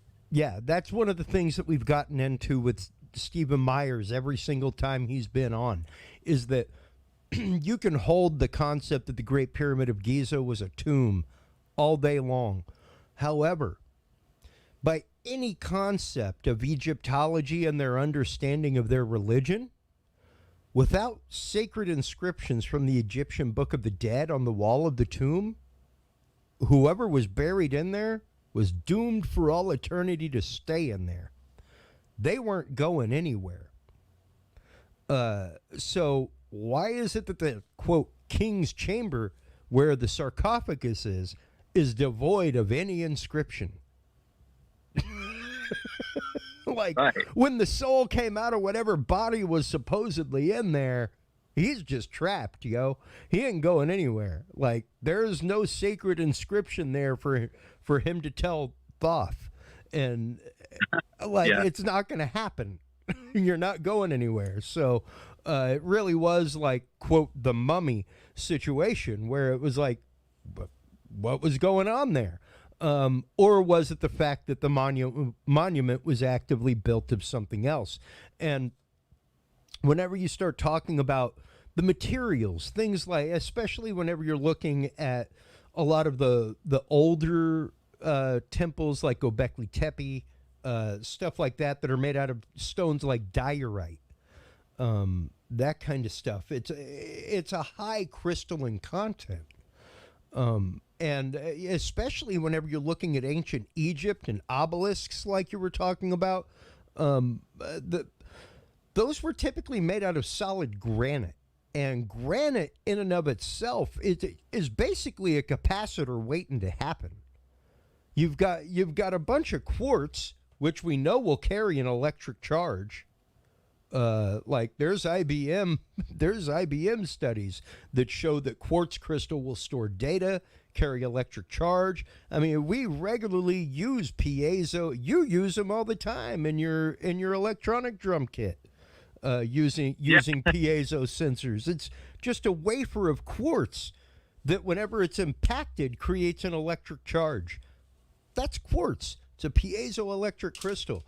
In addition to that, you got carbon, which is a resistor, and you've also got feldspar, which is a layered form of quartz, which can act like a capacitor. So you've got an electric circuit just inside of a chunk of granite waiting to happen. It's something that a lot of people don't even realize, but I think that there is a strange connection there with how we ended up being able to utilize and engineer things on a or micro scale rather, whereas it looks like they were able to do so on a macro scale, which maybe they couldn't do micro things. Maybe they did. I mean, we're not finding like old iPhone, ancient iPhones, like exactly underground or anything. Well, look Sometimes at this transistor. like some weird things, like the Antikythera mechanism, things like that. But on a more casual basis, we find enormous monuments everywhere. We're not finding small little microchips, at least in the sense that we think we are. But now we have landfills littered with old computers, all of it. Yep. So it makes you wonder. When our We aren't parents able were to kids, produce they those had things ENIAC. today, and they weren't able to maybe produce the things like we have then. And so it's an interesting transference there that, I think that we've lost an idea about how the relationship we have with natural electromagnetism, the field. And that's what I was saying, is that I think that some of these ancient people, us, we somehow had a form of awareness about the nature of our world, whatever it is, in a way that their engineering was geared toward that understanding. And that to me is really interesting, because maybe they realized that we are living within this system of operation that utilizes these energy fields, these vibratory states, and did a lot that I think has completely been lost. And we are somehow, through our connection and memory and understanding, or other way of accessing, some people ascribe to all kinds of different modes of making contact with this information, and that gets a little bit lofty as well and speculative. But I do think that there is something to how what we can see in our ancient past is completely misconstrued. I think that there's a lot to show that we're still sort of picking up pieces of that strange puzzle to make sense of, and somehow we forgot. Well, and it's a while back, probably just before we had you on, we had Grace Scott, a futurist, on, and he was talking about a study that showed that most people only remember fine detail up to 8 years. That's it. After 8 years, it becomes gross detail.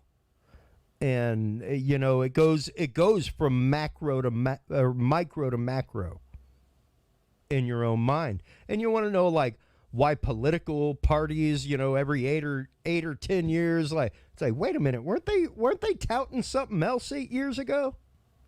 Things like that. Like, it's there to keep you off kilter, folks. And even now, whenever you look at science, whenever you look at things, just to harken back to the beginning of our conversation with Bigfoot, to bring it all home, you have to be willing to accept a possibility. You have to be willing to put yourself aside and put what you know aside, at least what you know to be true.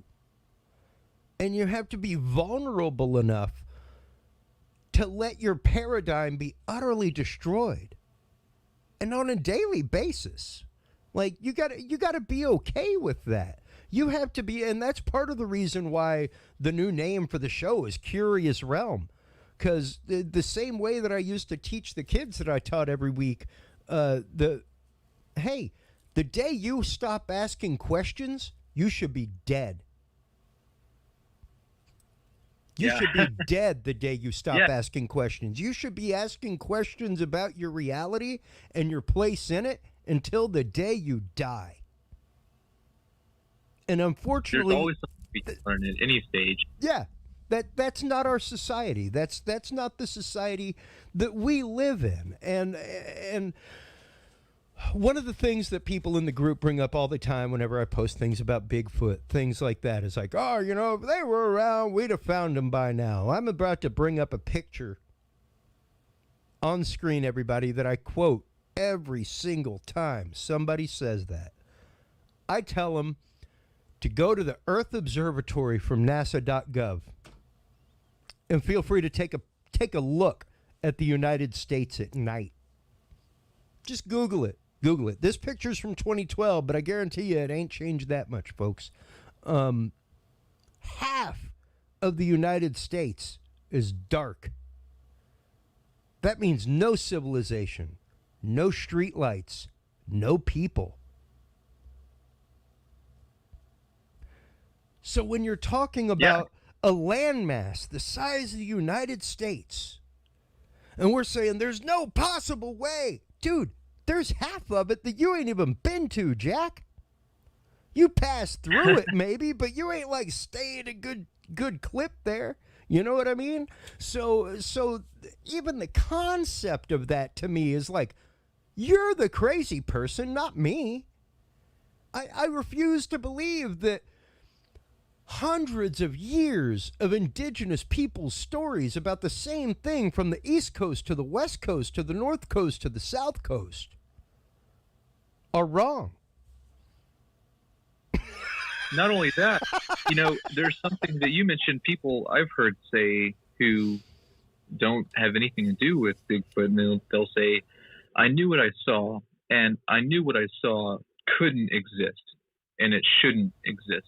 Yeah. And so I never said anything about it until whenever, and I think that's an interesting idea that in people's minds, even though they witnessed something, they're already of the disposition that it can't be. Yeah. It's impossible. Yeah. But it's there. It's in front of them. Well, because it's the only way that they can reconcile it in their logic. And even people like Terry Lovelace, his story took his entire life almost to come out, because if he'd come out earlier when he was like an attorney general for a state, things like that, working in a prosecutor's office, man, imagine the cases that could have been tossed out. If that's what you come forward with, and that's what we need to realize. No different than and this is going to sound really harsh, folks, and believe me, I'll probably be putting a trigger warning in Curious Realm, but no different than the hashtag #MeToo movement or anything else, and the fact that or Jeffrey Epstein or human trafficking or anything like that we bring light to on this show. No different. Those stories need to be told. And there are more people out there with those stories than you might think. And that's what we have to consider, is how many people out there have a story that they're too afraid to tell, Daniel. How many of those people, and that's what changed the course of this show, was having guests like Dr. John Hall on with targeted individuals, and us having some beers and stuff and a great conversation, and then the next day me getting an email from a targeted individual in Israel that was like, thank you so much for giving credence to this topic, for talking about it. Nobody wants to believe us.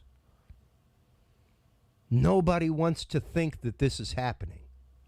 Thank you so much. I think that it really does help when there's a platform of support and a supportive network there for people to feel okay with coming forward, because with any of these things, or so much of these things anyway, the only reason we know about it is because witnesses, experiencers, individuals with some thing that may have happened to them or that they feel is taking place are coming forward about it. And without that, we don't really have a lot or much at all to go by. And it's because of their bravery and their courageousness to do so.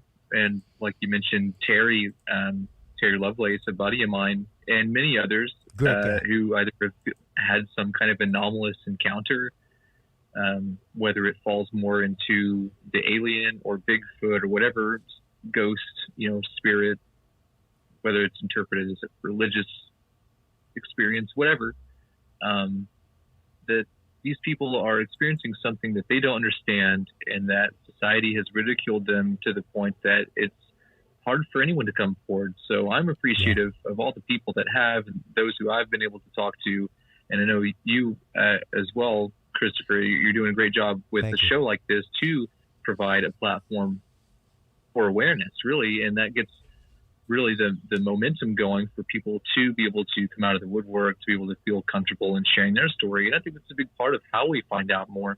It can be also a little bit more challenging because then there's a lot more to sift through and to make sense of, but it does give people reassurance that maybe they're not crazy. And I've heard people ask that all the time, am I crazy because of this? And I think, it's too bad that is what That's the default. Pushed upon them.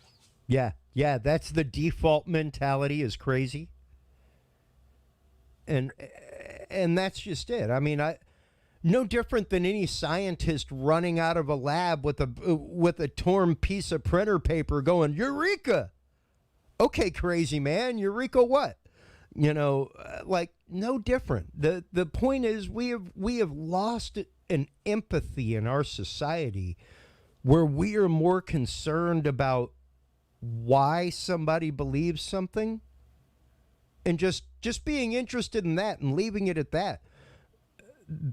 We're less interested in that and more interested in convincing them of our paradigm and how it's right, which is not how you foster conversation. That's not how you foster growth. That's not how you lead an empathetic society in the charge for humanity. It's just not. I don't care how, quote, woke you are or whatever. That's not how it works.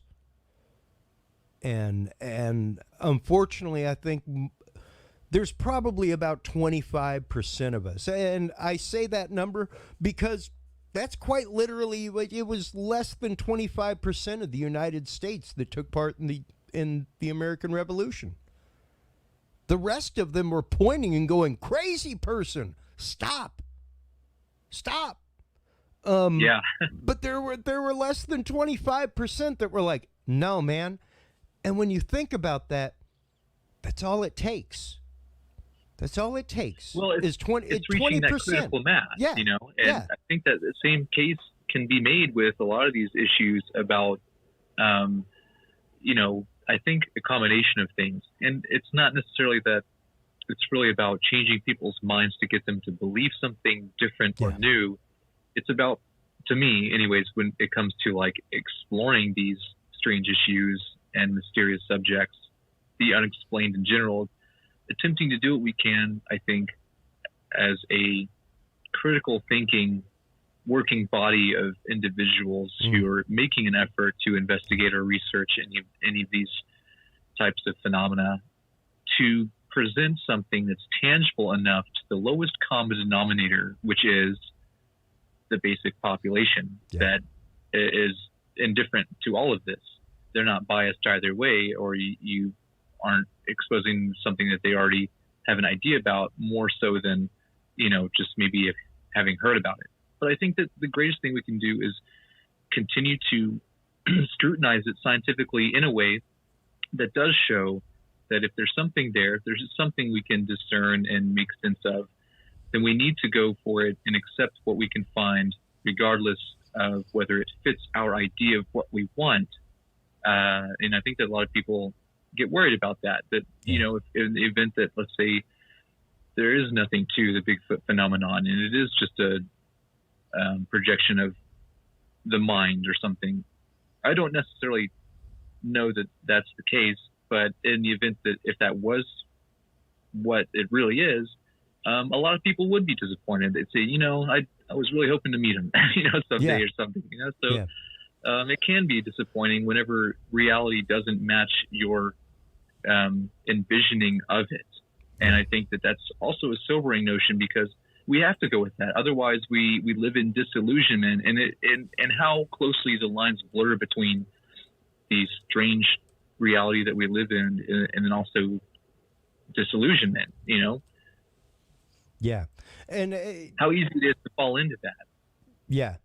And that's the thing. We have to be willing to have that conversation. We have to be willing to do something about it. And the thing that pops into my mind all the time, I'm 46. I'm not going to lie. I'm a raging Simpsons fan.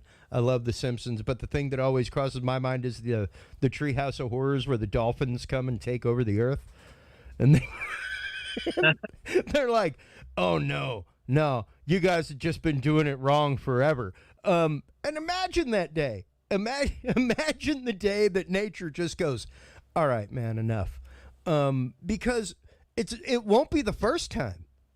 And guaranteed it won't be the last. It's not the first time that we've been here.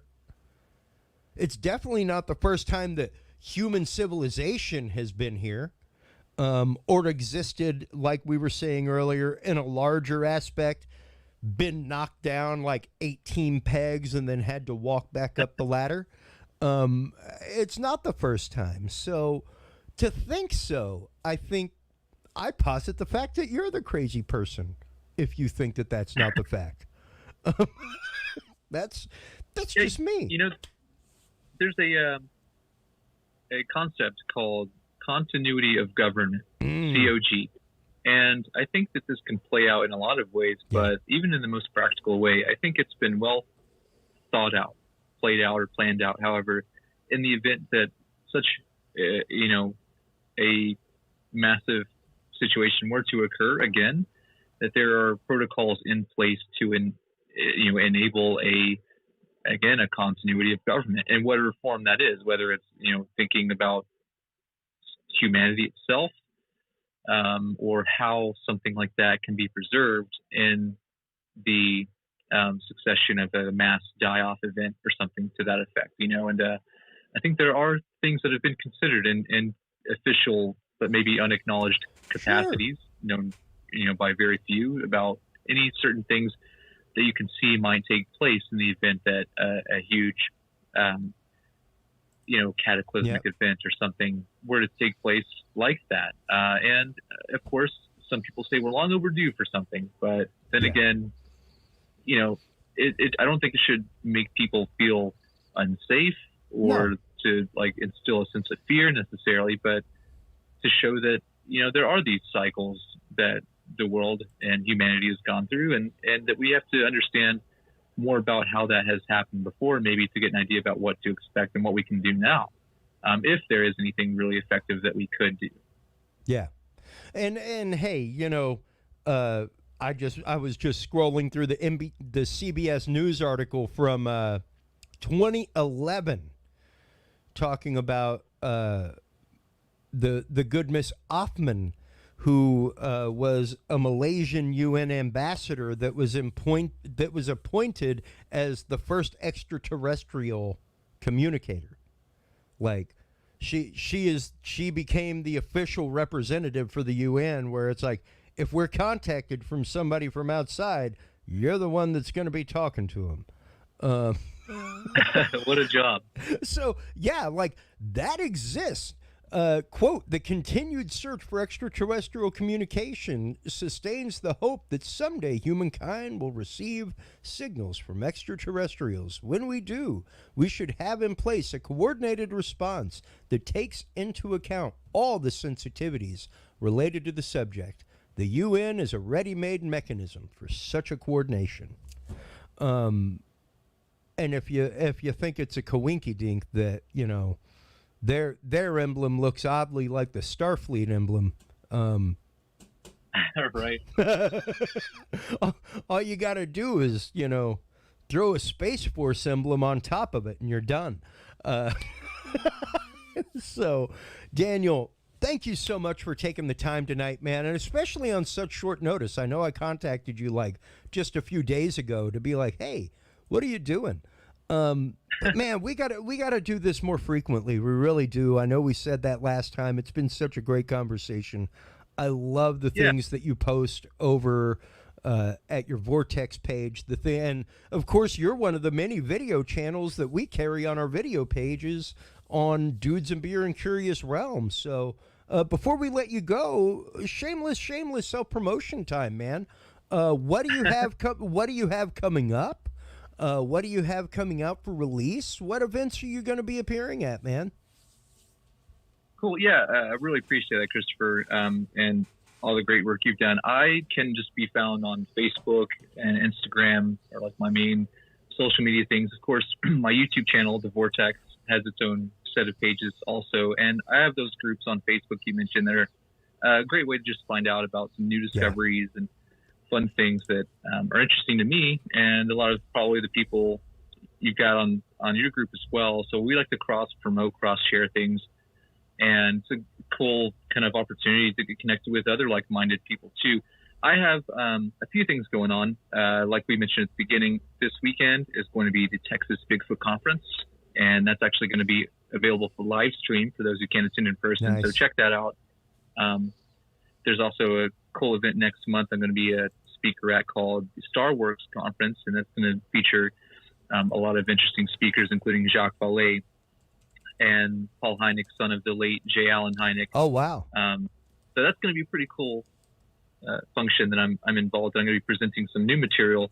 And as I mentioned earlier, I'm working on and it's really an ethnology series of compiled work that I've done over my, decade-long endeavor into researching these things, talking with people, interviewing witnesses, researching information and sites and things. So I'm hoping to get most of that published here pretty soon. Nice. And I'm excited to kind of get that done. And then next year, of course, there's more going on. I'm going to have a book on the Aurora UFO incident out for the 120th anniversary next year that I'm also working on kind of on the side. There's so much. I have all these videos I'm going through right now to edit and publish, which those can be found on the YouTube channel. But there's a lot. I'm doing what I can to keep up with everything. It's been a whirlwind lately. And of course, I don't mind that it's been awesome again to be on the show. And we'll have to do it again for sure. So appreciate it. Most definitely. It's been great. Well, please do hold the line while we close things out. Once again, everybody, make sure to stop on by and subscribe to the Vortex channel on YouTube. Make sure to stop on by and check that out. Make sure to stop on by. What is the website again? I'm going through and doing some reconstruction, but it's thevortex.online. There you go. There you go. So make sure to stop on by and check that out. Still some great info there despite any updates being done. Daniel, please do hold the line while we close things out. While you are online checking everything out from Daniel Allen Jones and the Vortex, as well as Russell Dowden and Texas Hemp Reporter, make sure to obey our call to action. Obey. You have no choice. Google The Curious Realm. We have already taken over the front page of Google just in the last month and a half. We have 7 episodes left, people, before we launch Curious Realm. I literally wrote the intro music all of a few days ago, so can't wait. Till next time, everybody, take care of yourselves, take care of each other, and remember, if you can't be good at it. We'll talk to you soon, everybody. Bye-bye. Thanks for listening to this episode of the Dudes and Beer Podcast. To listen to our audio streams or chat with us live, download the official Dudes and Beer app for Android and iDevices, available on Google Play and iTunes markets. For more episodes, content, and information, visit us online at dudesandbeer.com.